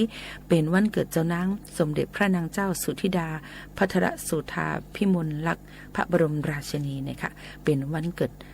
นางหอคำตนที่10และย้อนสู้ถึงกล่าวปันให้อายุยืนยาวกว่าเฮิงนั้นเสกำในค่ะนี่ก็เป็นวันหรือทางวันหนึ่งมาพบทบจำกันที่ในทอมอยู่ที่แล้วตั้งไรในก็อย่าลืมปันแห้งเจอกันกดไลค์กดหัวใจกดแชร์ปันกันจอมในตอนการเฮาค่ะอำนั้นก็ทอมทั้งเรดิโออ้อมร่มในก็ให้อยู่ลีกินว่านาการให้ขึ้นเหนือตื้อตวนกันกูก็กูก้นค่ะส่งถึงพี่น้องเขาตั้งเสียงอยู่ค่ะนะหรือใจกันก่อนค่ะในสุการเลือนในนั่นในเขามาในข้าวฝนสิตอนตาเจ้าให้เจ้าสนเจ้าหน้าเขาในก็ติคัดเจอคึงปองเฮ็ดสร้างนาการให้ดีเสียอ่อนตอนเสียเก่ากันนางหือมาเข้าเต้านำพี่น้องเขาได้มักเหลิงขึ้นโป้งมานั่นพี่น้องเขาก็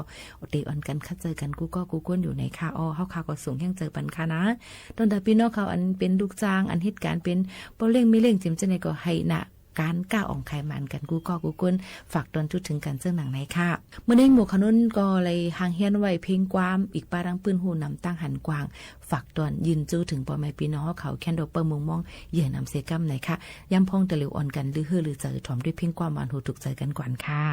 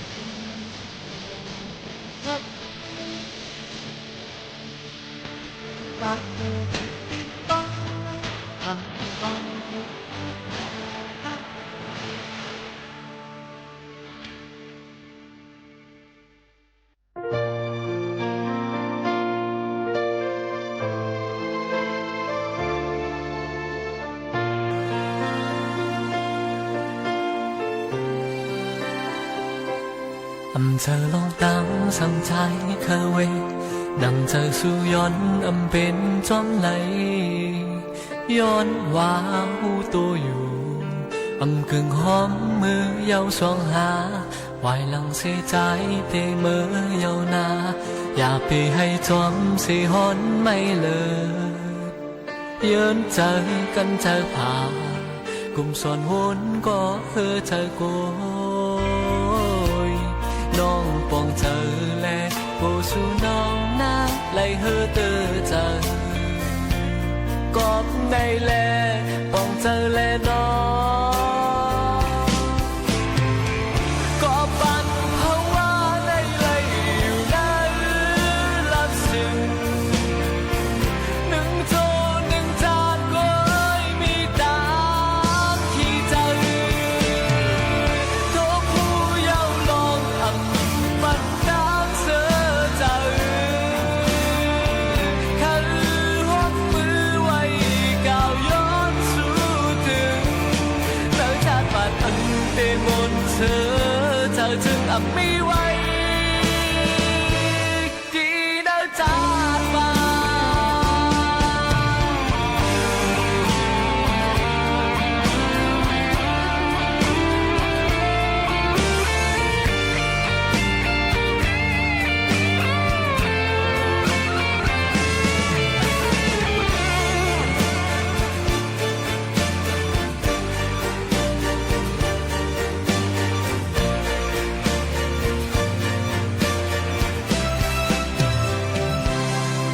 เป็นบทวันนังเฮาแลนาตาใสนี่แดนเฮาเสียงหมดเสียงสั่งนี้จัดนาแทงก่อนเฮาไล่หักกันนาน้องปองเจอแลโกสู่น้องนางไล่เธอเจอกอบในแลปองเจอแลน้อง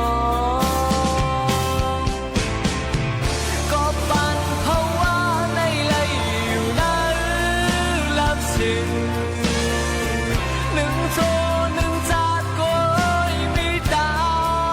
ขี้ใจทุกผู้เยาว์ลองปันตั้งเสือใจเขาห้องมือไว้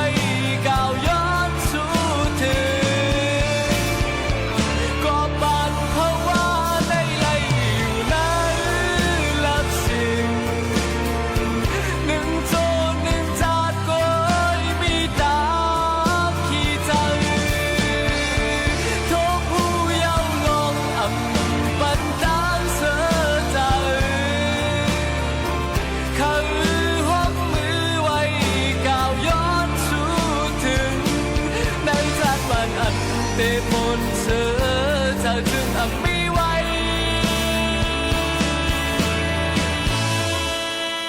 ดีนะชาติวัน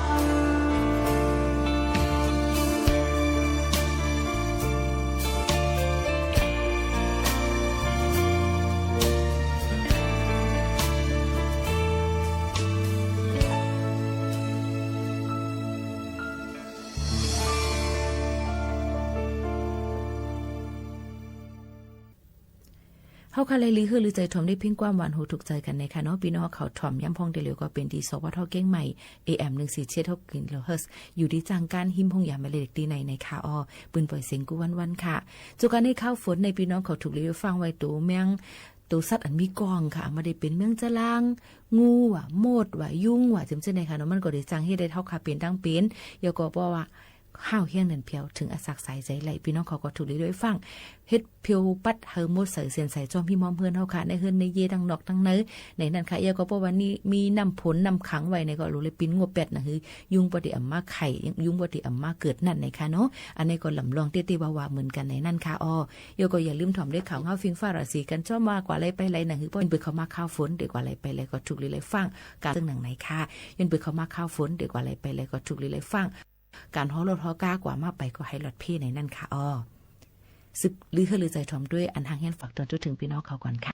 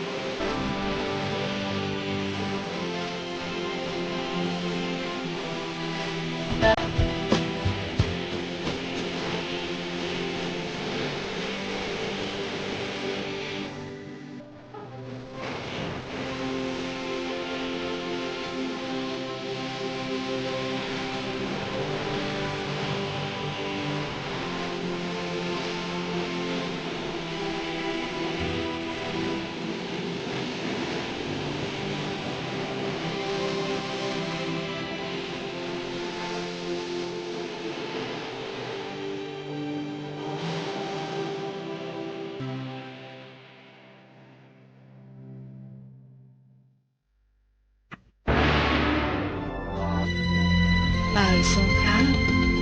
เจ้าคือจากใดใครสางคือเสือชื่อเป็นพี่น้องได้หลงได้แหลงได้ลือได้หลำได้เหนือได้เต๋อได้เมาได้คำตีได้อาสามได้12 ปนาได้สาได้ติ่งได้ขอนได้ขืนได้ลาวได้ลายได้ไทยได้ยนเขาแลอีกป้าคือกวนมนุษย์สะเจ้ากวนลมฟ้าเขาก้างยานเพเข็นอยู่ลีกัดเย็นอยู่กูเจ้าค่ะน้องซื้อเฮาปีน้องอยู่ดีเนื้อตอนกันไหวพื้นยาเมากำสีตีปืนปล่อยเนปันตั้งหูสุตาหล่อนมอนเฮากูยิงใจเฮาเขามีน้ำตอนพรหลีนันขายาวนอนมือต่างหูขบขึ้นวนตัวนึงเปิ้นปล่อยเฮาลูกสมบานเปิ้นปล่อยเฮาลูกสมโตอยากกินเลยยาเมา เหมือนสุงค่าวันเมื่อในในกอเขาคาเขาพี่น้องตีอยู่ที่นั่นตอนการปล่อยพึ่งยาเมากำเสียวแลได้พินบอกมาแขกคึกตอนเขาคาเหมือนเลยค่ะอันนี้ก็ไปยามาอุกมาโอ้ทั้งพี่น้องเขาสีปอกเหมือนกันค่ะแล้ววันเมื่อในไรพินบอกมาได้ก็เป็นผู้ห้องก้อนซื้อเสียงใหญ่ก้อนหนึ่งได้ก็เป็นพี่โมโมคัมเอไหนค่ะเหมือนสุงค่าพี่โมโมคัมเออ๋อเหมือนสุงค่า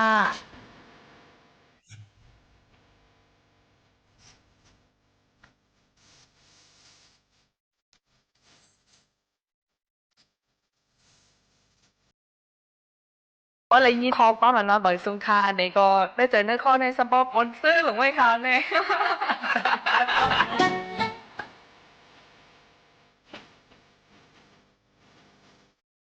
อยู่ที่พี่โมโมเขาไม่เอาค่ะหนูยามมีตัวโทรมาเจอหัวค่ะเกี่ยวกับยาเมากับในค่ะเนาะ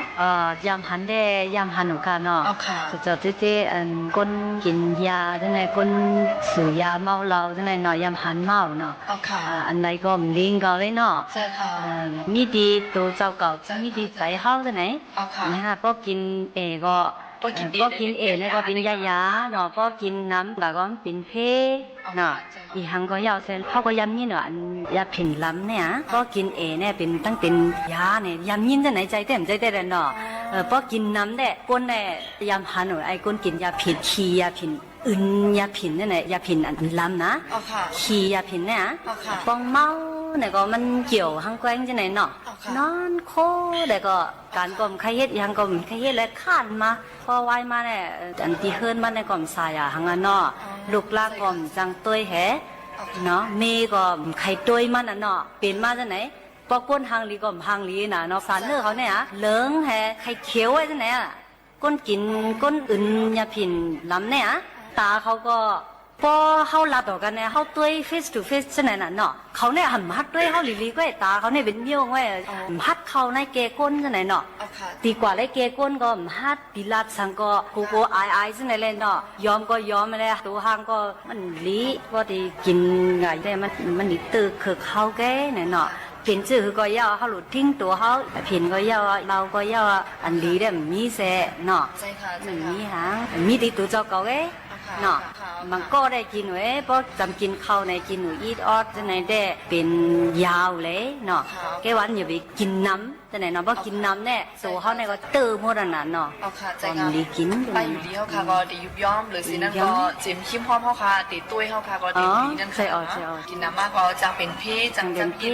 นั่งสลาก็ว่ากันน้ำเจ้าลูเนาะมันว่าก็เป็นน้ำใจมันใช่ค่ะใช่ค่ะเมื่อกี้พี่ยังหลักก่อนที่ว่าเพราะว่าก้นกินยาในจึงมันดีจังขี้ขันเลยค่ะเนาะขันเลยนอนโคตรอยู่ทั้งวันก็มีเขายามหาเนอจังไหนโอ้ดูจังไหนเนาะการทางก็ใครเฮ็ดขี้ข้าเนี่ยอย่าไปว่าทางนั้นน้ำใครอาบจังไหนก็มีมาบอก3-4-5 วันเนี่ยอาบน้ำจังไหนเน้จังไหนเนาะที่เฮ็ดกะที่แกก้นใช่ค่ะใช่ค่ะ อันนี้ก็เพราะว่าขี้ข้านมาในพรจ่าอันดีมาจอมตั้งหลังในมีแทงน้ำหลังว่าที่สุดมันในก็หนึ่งได้ก็เต็มเป็นเหตุการณ์ได้เฮือนในเย่สองได้ก็ลองไปแบบนี้ก็ดียุบย้อมลงแทนเพราะเอาก็การแต่ที่เฮ็ดในวันในหน้าในอื่นในย้อมจะในก็ดียุบย้อมลงแทนต่างๆเนาะเอาค่ะแล้วเส้นนั้นในคุณดาคุณเจออันติงหมาเลยสาวเขาเจอนันคันนู้นต้องย่ำพันปันได้มีสังกำนับในเจ้าไหนคะจะไหนได้วาสนาไปวาสนามันเนาะก็เลี้ยวนั่นเหมือนกันไรอันนี้นั่นดูเฮ็ดไม่แก่หนาเนี่ยเนาะ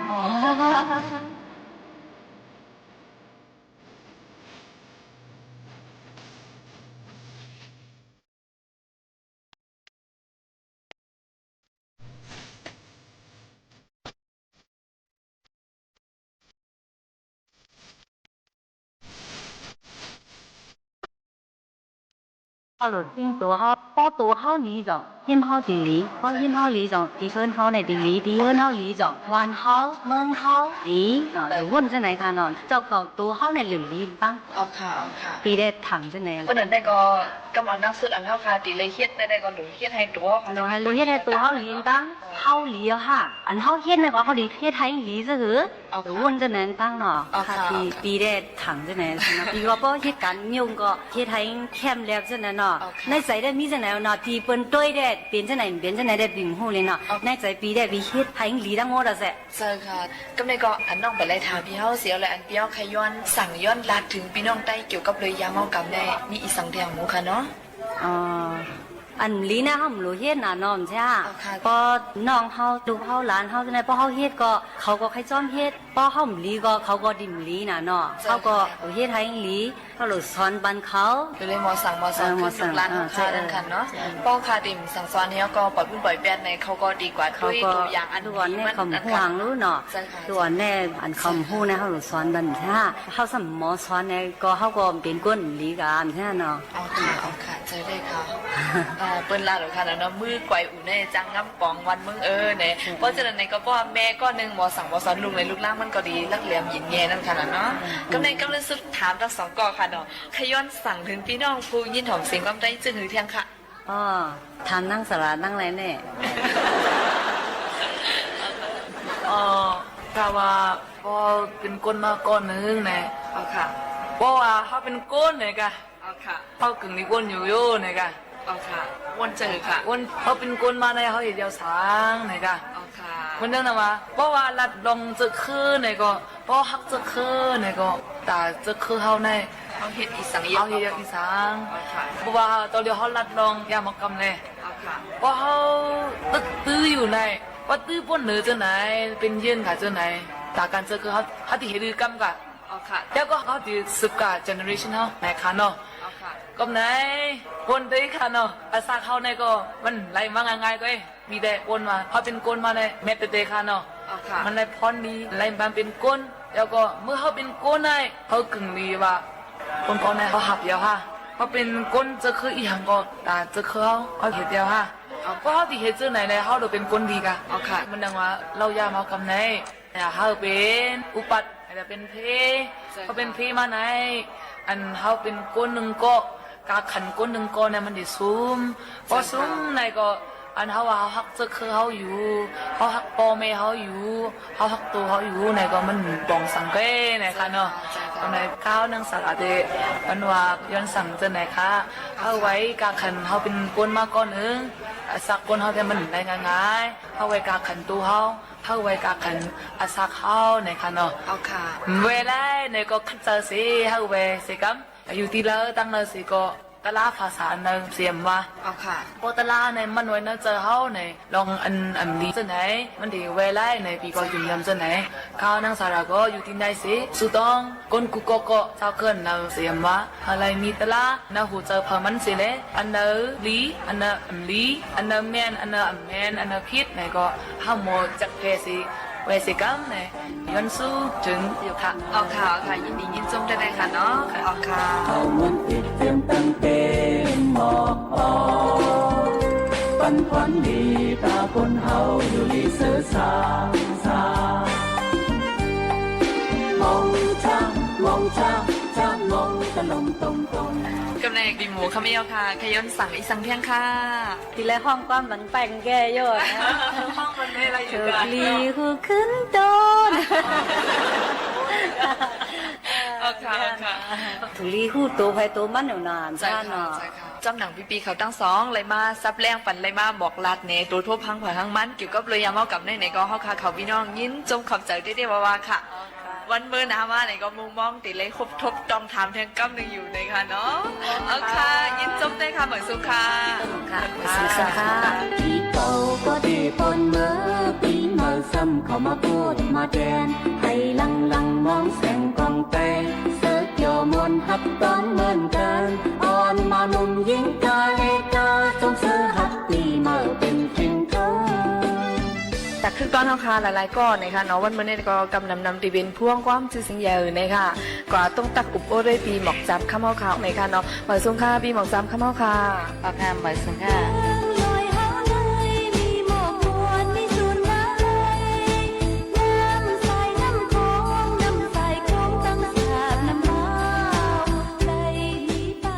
อ อ๋อค่ะวันเมื่อในมาพบมาทบกันในก็เป็นข่าวเงาหรือบรรดาพี่น้องใต้ค่ะเนาะก็เพราะฉะนั้นเลยในขย้อนต้องทำด้วยกังเจอปีหมอกจำข้าวค่ะขย้อนสั่งซ้ำถึงพี่น้องเชื่ออันได้ยินหอมเสียงความใต้ค่ะในรีดิโอในข่าว โอกาสขย้อนสั่งถึงอันเป็นพี่น้องผู้ดอมเห็นความว่าตั้งเสียงก็โกนหาอะไรมีตั้งถ้าขอมจอมจอนกันสิแหละ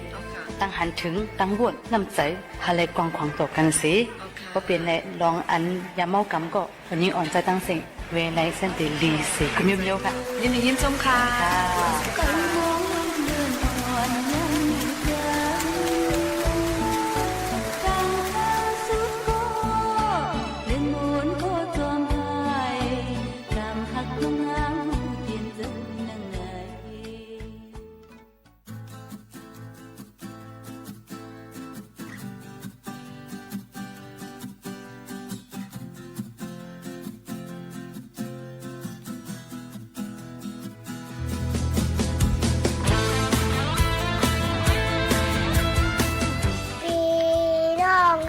เขาตึกถอมห้องปล่อยเสียงสวทเก้งใหม่ AM1476 กิโลเฮิรตซ์ค่ะ อย่าลืมปั่นแห้งค่ะนะ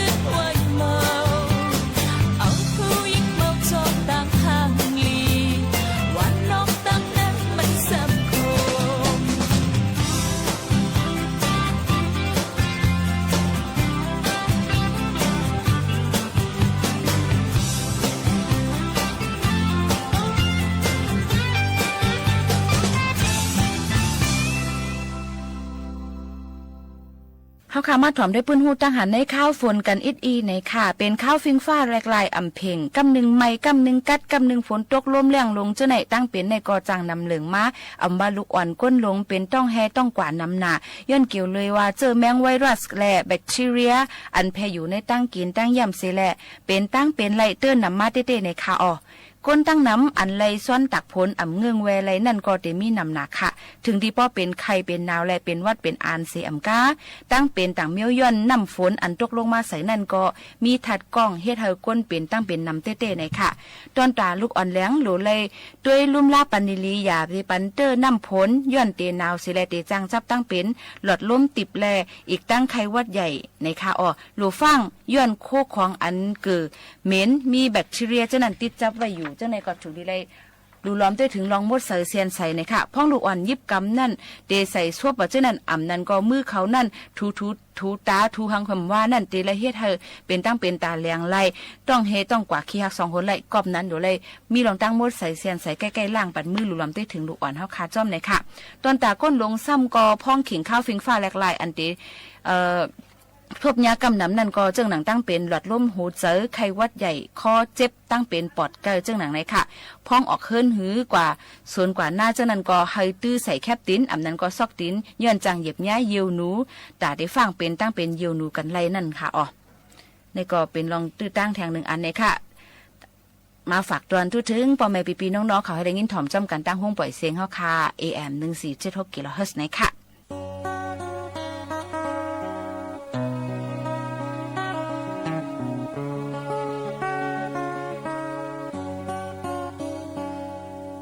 ทางตีเป็นก็หักเจจางตังตีกุยทุบยาคนแป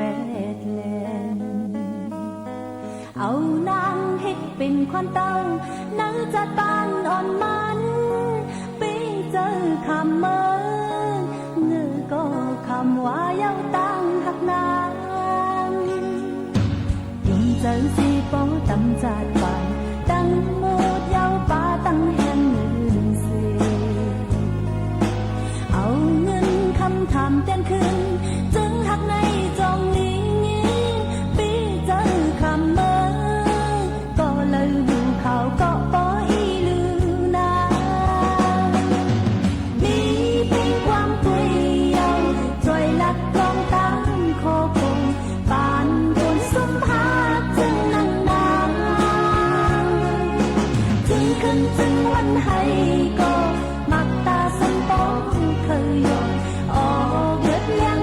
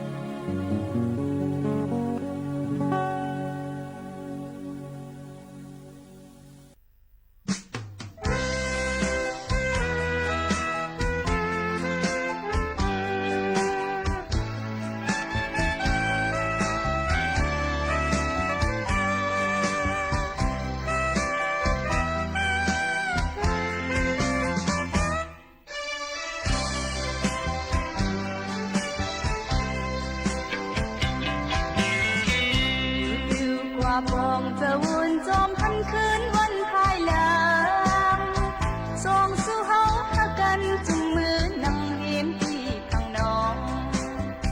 เมื่อคืนเพียนมาไว้เจอน้องอันเดิมต้องเกิมอยู่พงยามเฮาหากันที่ยานเป็นนักเจอหน้าน้องขาดกันก็ยานกันสิเลกูสู้ลืมเฮาหักสายเมา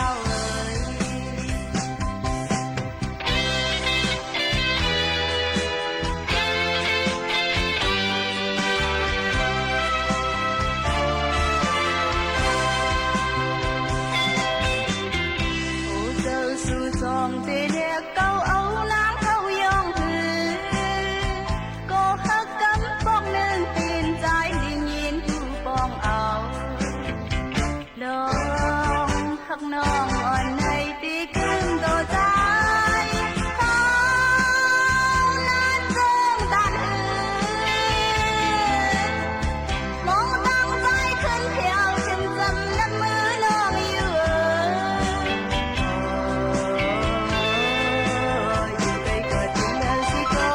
อย่าไปลืมนะหักใจที่มาเอ่ย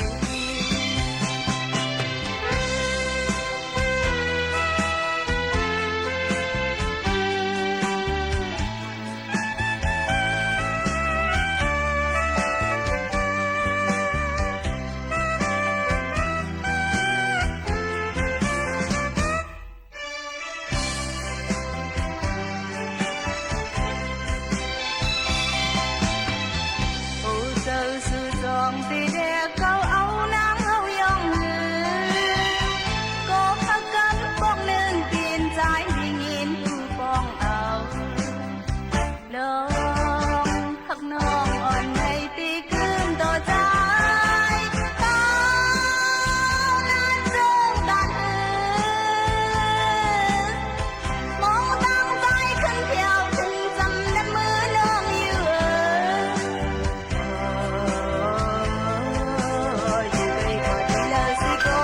อย่าไปลืมนะหักใจที่มาเอ่ย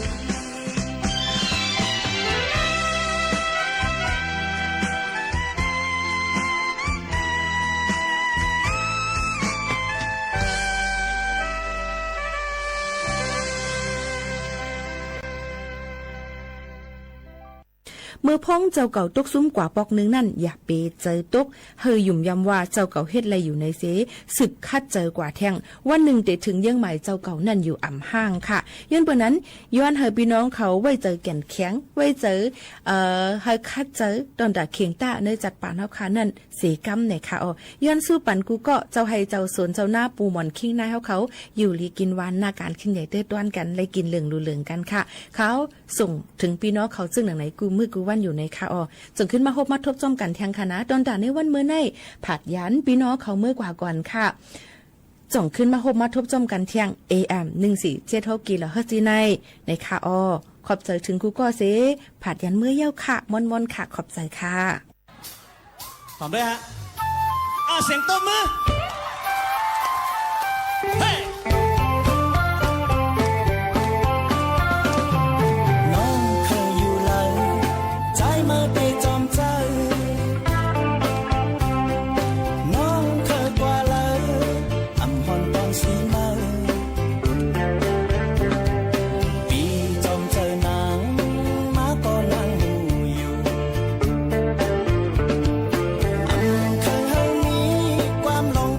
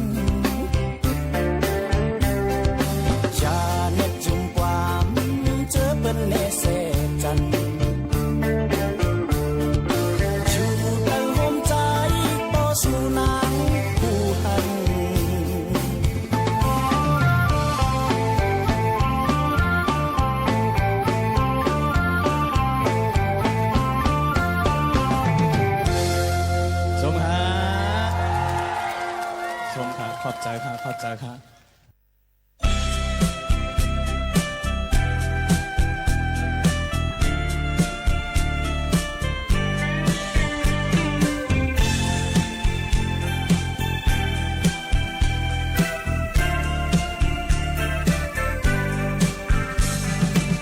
สายใจหักกันเหมือนจางลืมเจอวันดังเมื่อปีแลตั้งน้องส่องใจลาดตุ้มกันข่าวต่างหน้าเฮาเลยเป็นตาโฮมเฮินเธอเคยเก้าย่างปันดูสายใจหักแตงหมอกปันแรงแรงเยาวนอสั่งว่าปีมีไก่กินสั่งฮือเจมวานปอจูเจอยิ่งน้องสาวอันปีเอ้ยกูเมื่อกูเข้าเธอเฮามีจำสัญญาโทษแมนฟ้าแรงแดดฝนเตะกุมจอยปุ่นดาวอำมีต่างเปิงคำแจ๊ะจางปีอ่านหักกันต่อโจกำขอบมันตืมแข็งหักหัวใจสายนำมาบ่ต้องคืน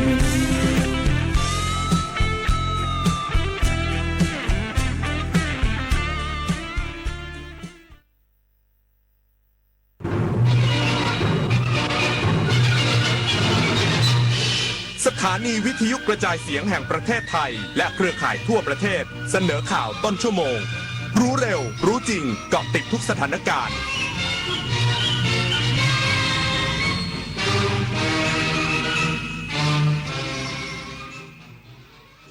รับฟังข่าวต้นชั่วโมง 23 นาฬิกากับธราวุฒิวิชัยดิษฐ์ครับรัฐมนตรีว่าการกระทรวงยุติธรรมยืนยัน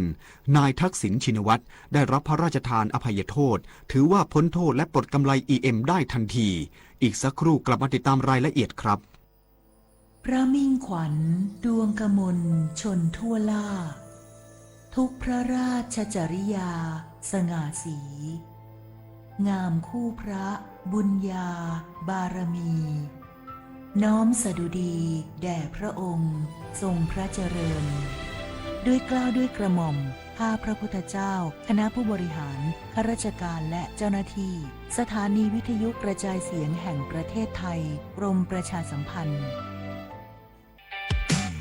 สังคมสูงวัยไม่ใช่เรื่องไกลตัวอารยสถาปัตย์คือการออกแบบบ้านเมืองและพื้นที่สาธารณะให้ผู้สูงอายุใช้ชีวิตได้สะดวกปลอดภัยและเท่าเทียมทางลาดราวจับพื้นกันลื่นและแสงสว่างคือรายละเอียดเล็กๆที่ช่วยลดการหกล้มและเพิ่มคุณภาพชีวิตได้จริงร่วมสร้างสังคมที่ทุกวันใช้ชีวิตได้อย่างมั่นใจเพราะการออกแบบที่ดีคือความใส่ใจที่ทุกคนสัมผัสได้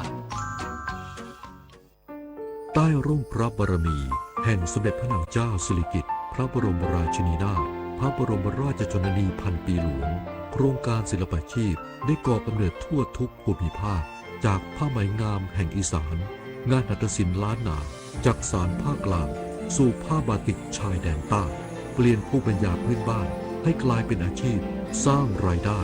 และสืบสานศิลปวัฒนธรรมไทยให้คงอยู่คู่แผ่นดินถนนดนตรีไลฟ์เดือนมิถุนายนจุดพักของนักเดินทาง78ปีงาคาราวานพร้อมด้วยวงคาราวานน้อยและดวงดาวเดียวดายใน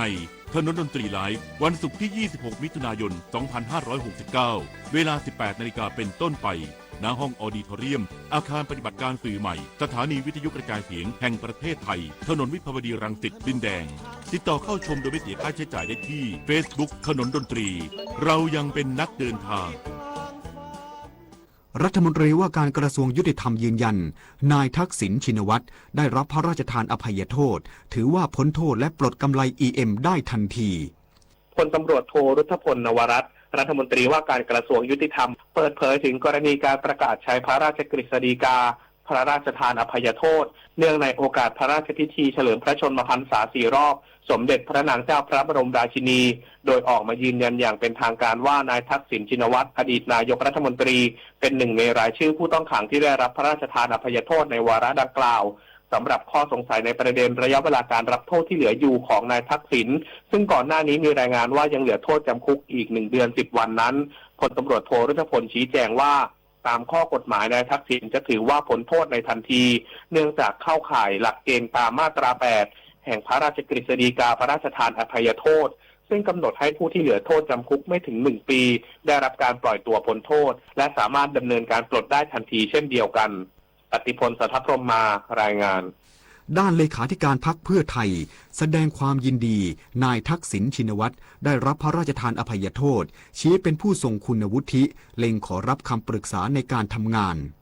นายประเสริฐจันทระรวงทองรัฐมนตรีว่าการกระทรวงศึกษาธิการในฐานะเลขาธิการพรรคเพื่อไทยเปิดเผยถึงกรณีที่นายทักษิณชินวัตรอดีตนายกรัฐมนตรีได้รับพระราชทานอภัยโทษโดยระบุว่าแม้ส่วนตัวจะยังไม่ได้ติดต่อหรือโทรศัพท์ไปเพื่อแสดงความยินดีโดยตรงแต่ภาพรวมถือเป็นเรื่องที่น่ายินดียิ่งสำหรับนายทักษิณชินวัตรที่ได้รับพระราชทานอภัยโทษในวาระนี้นายทักษิณเป็นบุคคลที่มีความผูกพันและเปรียบเสมือนศูนย์รวมจิตใจของสมาชิกพรรคมาอย่างยาวนานเชื่อมั่นว่าอดีตนายกรัฐมนตรีจะไม่ได้เข้ามาแทรกแซงหรือยุ่งเกี่ยวกับกิจการภายในของพรรคโดยเฉพาะการชี้นำหรือให้คำแนะนำในภาพรวมเนื่องจากพรรคเพื่อไทยมีโครงสร้างการบริหารงานผ่านคณะกรรมการบริหารพรรคที่ชัดเจนและเป็นระบบอยู่แล้วในส่วนของการขอรับคำปรึกษาเป็นการส่วนตัวนั้นประเมินว่านายทักษิณเป็นอดีตผู้นำประเทศที่มีวิสัยทัศน์และประสบการณ์บริหารที่สั่งสมมาอย่างมากมายหากได้รับคำแนะนำก็ถือเป็นเรื่องที่ดีและหากมีโอกาสที่เหมาะสมในอนาคตตนอาจนำแนวทางการทำงานบางประเด็นไปขอรับคำปรึกษาจังหวัดนครพนมส่งมอบบ้านพอเพียง5 หลังเติมความมั่นคงให้ครอบครัวยากไร้ยกระดับคุณภาพชีวิตอย่างยั่งยืนจังหวัดนครพนมเดินหน้าสร้างความมั่นคงด้านที่อยู่อาศัยแก่ประชาชนโดยจัดพิธีส่งมอบบ้านพอเพียงให้แก่ครัวเรือนผู้ด้อยโอกาสในพื้นที่ตำบลหนองญาติอำเภอเมืองนครพนมจำนวน5 หลังโดยมีว่าที่พันตรีอดิศักดิ์น้อยสุวรรณผู้ว่าราชการจังหวัดนครพนมเป็นประธานในพิธีพร้อมด้วยหน่วยงานภาครัฐภาคประชาชนและภาคีเครือข่ายที่เกี่ยวข้องเข้าร่วมโครงการบ้านพอเพียงมีเป้าหมายช่วยเหลือครัวเรือนยากไร้ให้มีที่อยู่อาศัยที่มั่นคงและปลอดภัยพร้อมส่งเสริมการมีส่วนร่วมของชุมชนในการพัฒนาคุณภาพชีวิตประชาชนโดยได้รับการสนับสนุนงบประมาณจากสถาบันพัฒนาองค์กรชุมชนองค์การมหาชนหรือพอช.ผ่านการดำเนินงานร่วมกับสภาองค์กรชุมชนและหน่วยงานในพื้นที่สำหรับปีงบประมาณ 2569 จังหวัดนครพนมได้รับการสนับสนุนงบประมาณดำเนินโครงการบ้านพอเพียงครอบคลุม 25 ตำบลจำนวน 122 ครัวเรือนวงเงินรวมกว่า 4.57 ล้านบาทขณะที่เทศบาลตำบลหนองญาติได้รับการสนับสนุนงบประมาณจำนวน 5 ครัวเรือนรวม 187,500 บาทเพื่อยกระดับคุณภาพชีวิตและสร้างความมั่นคงให้ประชาชนสามารถดำรงชีวิตได้อย่างมีศักดิ์ศรีและยั่งยืนคัทริยาศรีสุธรสวทนครพนมรายงานน้ำมันมีน้อยใช้สอยอย่างคุ้มค่าเพื่อไว้วันข้างหน้าและสรรหามาทดแทนจบข่าวธราวุฒิวิชัยดิษฐ์อ่านรับฟังข่าวครั้งต่อไปเวลา 6 นาฬิกาครับติดตามข่าวที่นำเสนอไปแล้วได้ที่ www.thainews.prd.go.th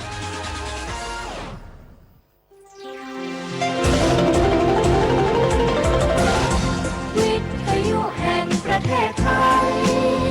ให้ความรู้คู่ความสุขต่อไปนี้ขอเชิญท่านฟังรายการเพื่อนฝันดำเนินรายการโดยจารุลินมุสิกพงศ์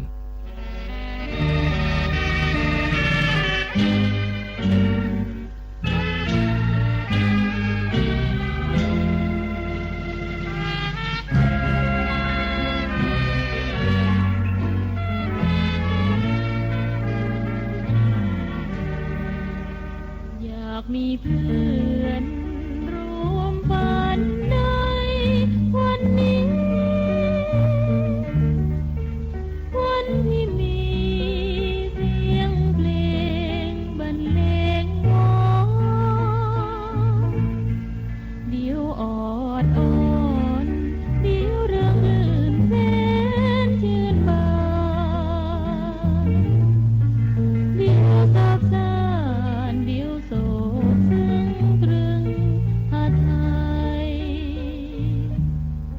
ชั่วโมงที่2ของเพื่อนฝันวันพุธที่3มิถุนายน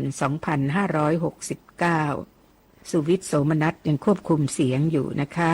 เพลงแรกคือเพลงน้ำใจไทยคุณสำอางสีด้วงและคุณวิมลจงวิไลเป็นผู้แต่งและคุณภูนศรีเจริญพงศ์ขับร้อง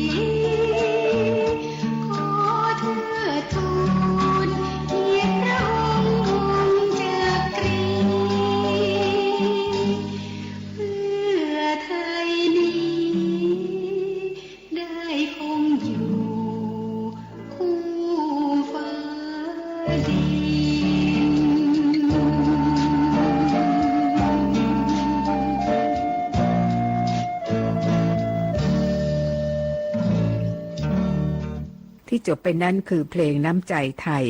โดยคุณภูนศรีเจริญพงศ์ค่ะผลงานของคุณสำอางสีด้วงและครูวิมลจงวิไลต่อได้เพลงเชิญขวัญโดยคุณการุณพันธุมสุดเป็นผลงานของพลตรีหลวงวิจิตรวาทการจากละครเรื่องน่านเจ้าปี 2482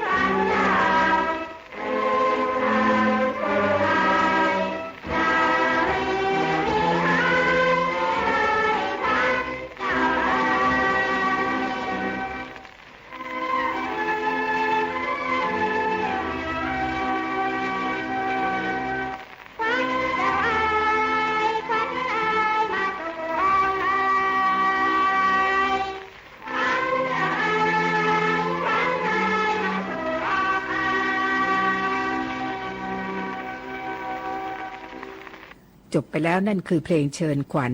โดยคุณการุณพันธุมสุดจากละครเรื่องน่านเจ้าปี 2482 ผลงานของพลตรีหลวงวิจิตรวาทการ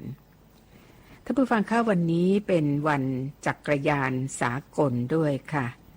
เรามีเพลงเกี่ยวกับจักรยานอยู่บ้างเหมือนกันอย่างเช่นเพลงเที่ยวจักรยานเป็นผลงานของครูแก้วและครูนาฏนะคะ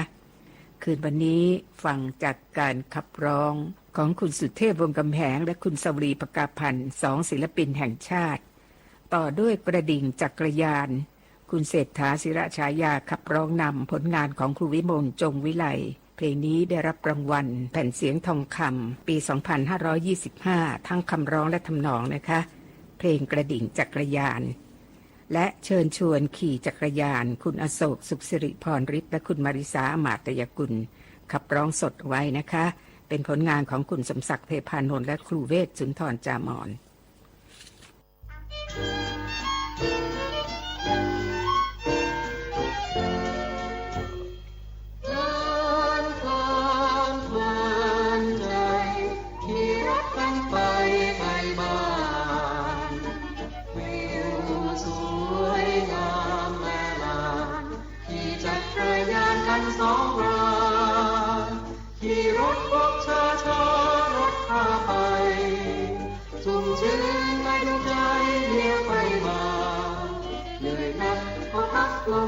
หยุดตรงที่รักตา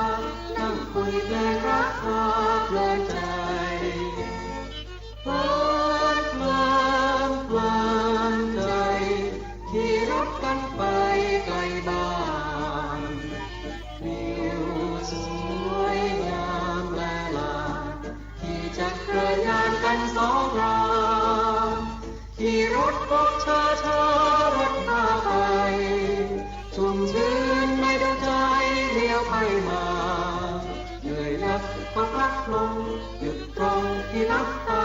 นั่งคุยเพลงรักตาเพลินใจ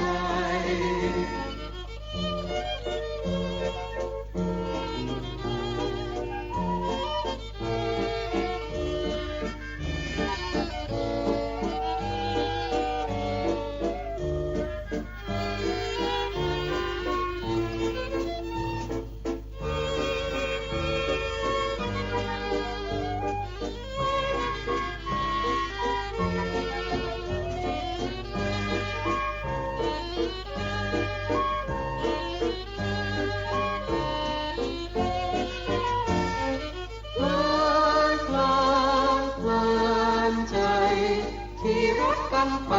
ไกลบ้านวิวสวยงามแลลานขี่จักรยานกันสองรางขี่รถพบช้ารถพาไปชุ่มชื้นในดวงใจเลี้ยวไปมาเหนื่อยนักก็พักลงหยุดตรงที่รักตานั่งคุยเพลงรักตาเพลินใจ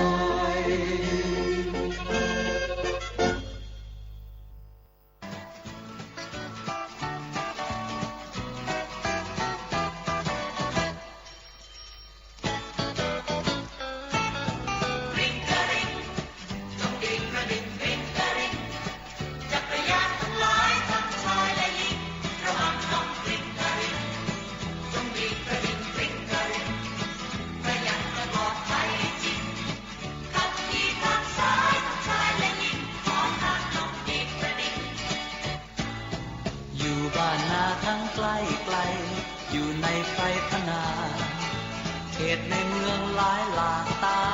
ชาวประชาสังคมจักรยานนั้นเครื่องจริงชายและหญิงนิยมเสียงกระดิ่งกริ้งระงมชวนพิรมยินดี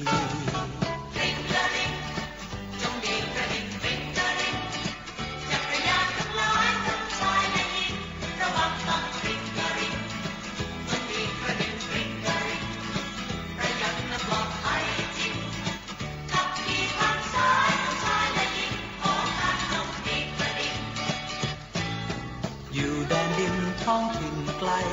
จะไปไหนเสรีจักรยานนั้นเหมาะดีควรจะมีสักคันเขตอำเภอ สิ้นเปลืองน้ำมันใช้ประโยชน์ทุกวันสารพันมากมาย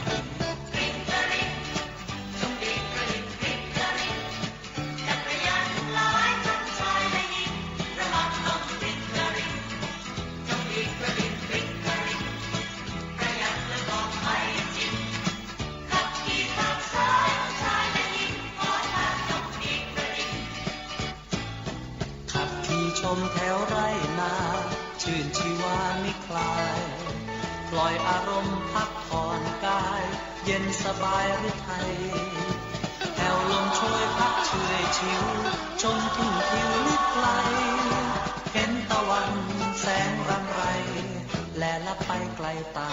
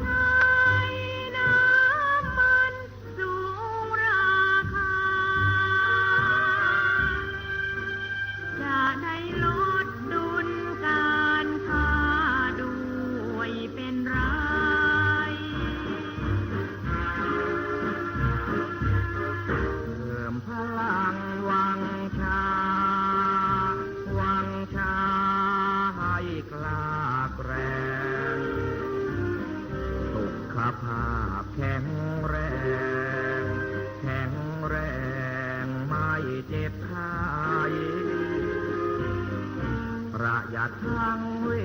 ลาที่มาไปประหยัดทั้งรายได้ไว้เลี้ยงตัวถึงเวลาต้องรวมรักสมัครสมานจักรยานหันมาขี่การให้ทั่วเพื่อช่วยชาติช่วยรัฐและช่วยตัวช่วยครอบครัวให้อยู่ดีและกินดีเพิ่มพลังวังชาให้ชาแรงสุขภาพแข็งแรงไม่เจ็บไข้ประหยัดทั้งเวลาที่มาไป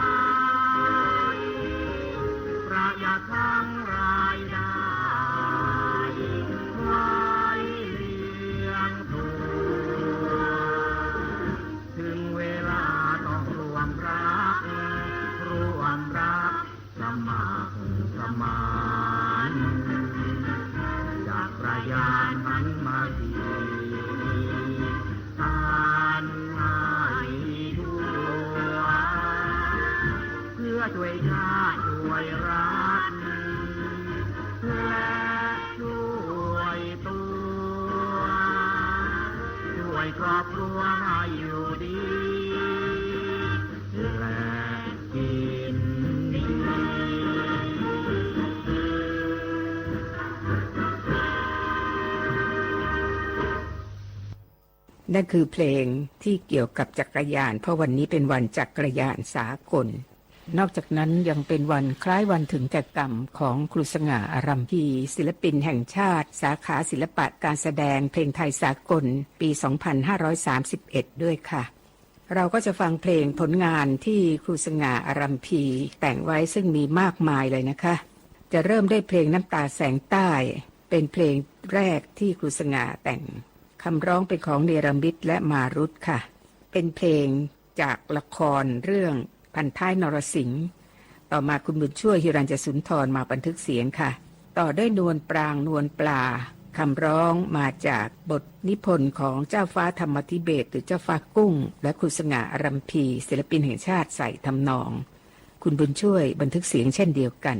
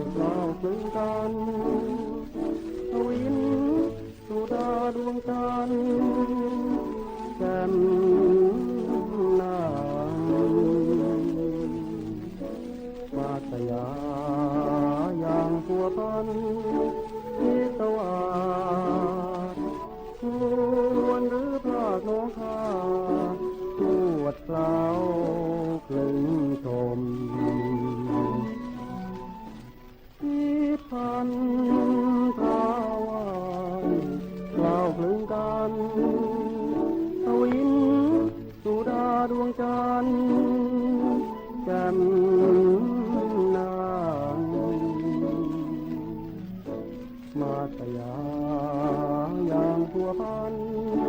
ทิศวาสควรหรือพรากน้องข้าปวดเกล้ากลึงทน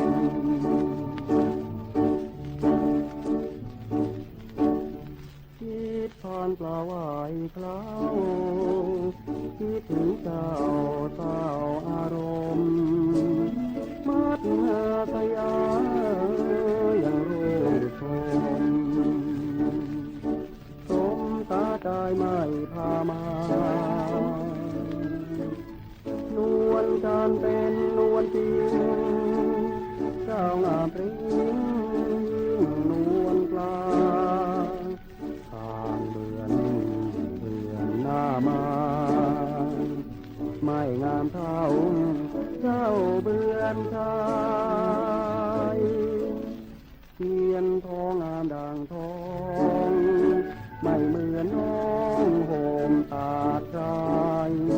แสงห่างชา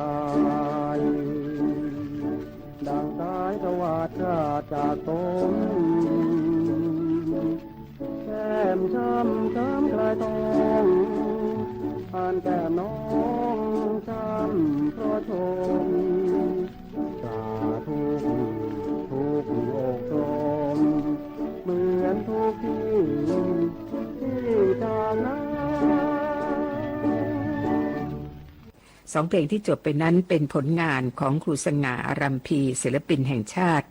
ในด้านทำนองนะคะคือเพลงน้ำตาแสงใต้และนวลปรางนวลปลาอีก3เพลงในช่วงนี้ค่ะคำมั่นสัญญา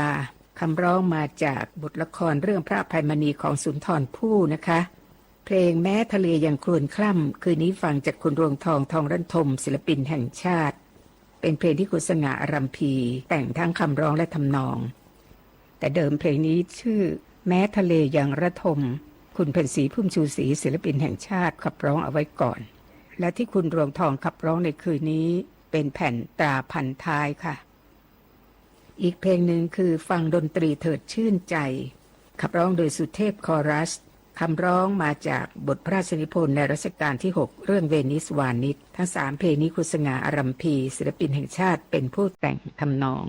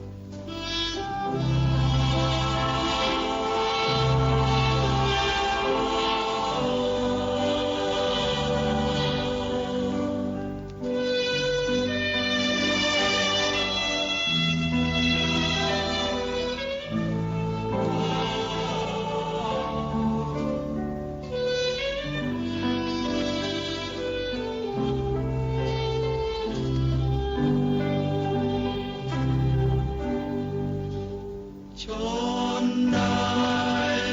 ไม่มีดนตรีการ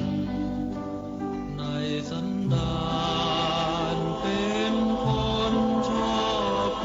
นหาอีกใครฟังดนตรีไม่เห็นพร้อมเขานั้นมองคิดขบฏอัปลักษณ์หรือบายมุ่งร้ายสมังนักมโนหนักมื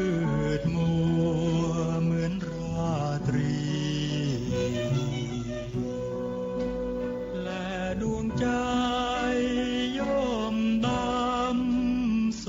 กปรกเรานรกเช่นกล่าวมานีไม่ควรใครไว้ใจในโลกนี้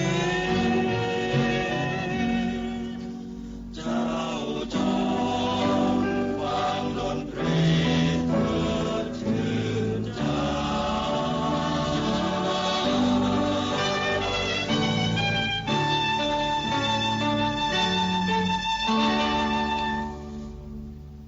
เราได้ฟังเพลงผลงานของครูสง่าอารัมพีศิลปินแห่งชาติกันมาบ้างแล้วนะคะ ยังมีอีกหลายเพลงค่ะ ที่เป็นเพลงที่ครูสง่าท่านนำคำร้องมาจากบทละครต่างๆ อย่างเช่นเพลงสายสวาทจากบทละครของรัชกาลที่ 6 เรื่องพระเกียรติรสเพลงที่ 2พี่ซ่านใจคำร้องมาจากบทพระราชนิพนธ์รัชกาลที่ 6 เรื่องวิวาห์พระสมุทรและน้ำใจน้ำค้างคำร้องมาจากบทละครเรื่องจันทโครบและนิราชพระบาทของสุนทรภู่ทั้ง3เพลงนี้คุณสง่าอารัมพีศิลปินแห่งชาติเป็นผู้ใส่ทำนองและผู้ขับร้องคือหม่อมราชวงศ์ถนัดศรีสวัสดิวัฒน์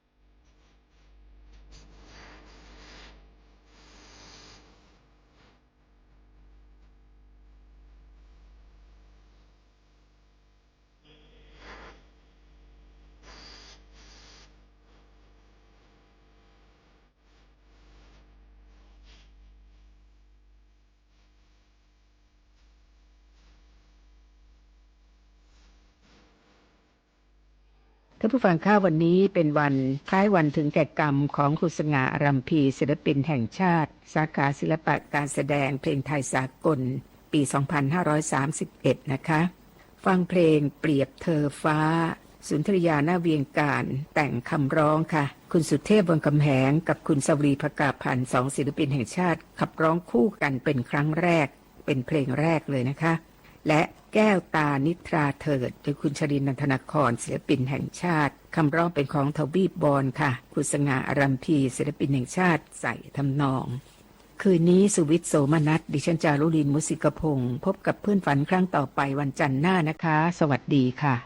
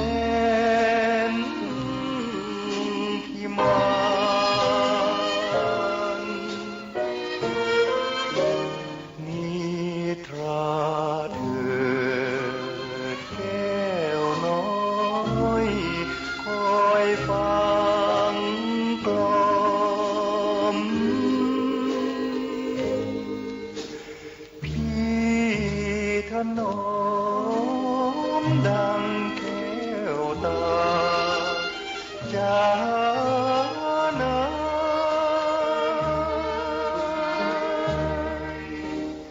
ยามแก้วตื่นจางวางทุกอย่างไปว้าเวใจสุดเลี้ยวอยู่เดียวดา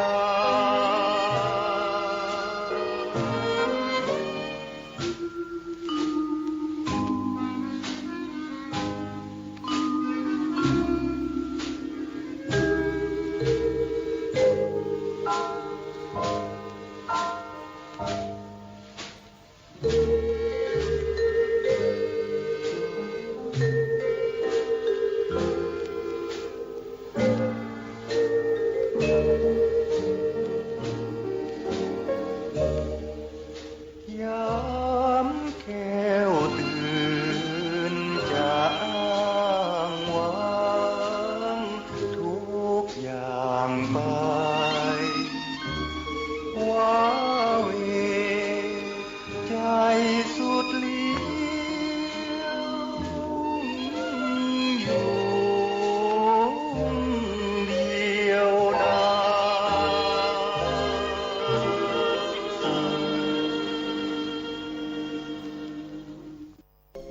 ก่อนท่านหลับไปในคืนนี้ขอจงตั้งฤดีไว้ให้มันคิดถึงกุศลผลดีที่ผูกพันจิตตั้งมั่นแน่วแน่แล้วแผ่ไปแผ่เมตตาทั่วไปให้คนอื่นทั้งรักและชื่นหรือเกลียดชังแต่ครั้งไหนขอให้เขาได้ดีมีสุขใจอย่าหวั่นไหวแม่อมิตรที่คิดชังแล้วใจเราจะสบายคลายเราร้อนเพราะจิตอ่อนความเครียดแต่หนหลังอานิกาสุขีอัตตานังห่างทุกครั้งเพราะจิตคิดดี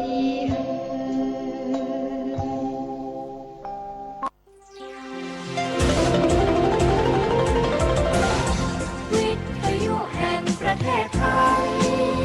ให้ความรู้กู้ความสุข ที่นี่สถานีวิทยุกระจายเสียงแห่งประเทศไทย กระจายเสียงจากอาคารถนนวิภาวดีรังสิตกรุงเทพมหานคร บัดนี้ขอยุติการกระจายเสียงสำหรับวันนี้ไว้แต่เพียงเท่านี้ โปรดติดตามรับฟังการกระจายเสียงของทางสถานีวิทยุกระจายเสียงแห่งประเทศไทยได้ใหม่ เริ่มตั้งแต่เวลา 5 นาฬิกาเป็นต้นไป ขอความสุขสวัสดีจงมีแด่ท่านผู้ฟังทุกท่าน ราตรีสวัสดิ์ครับ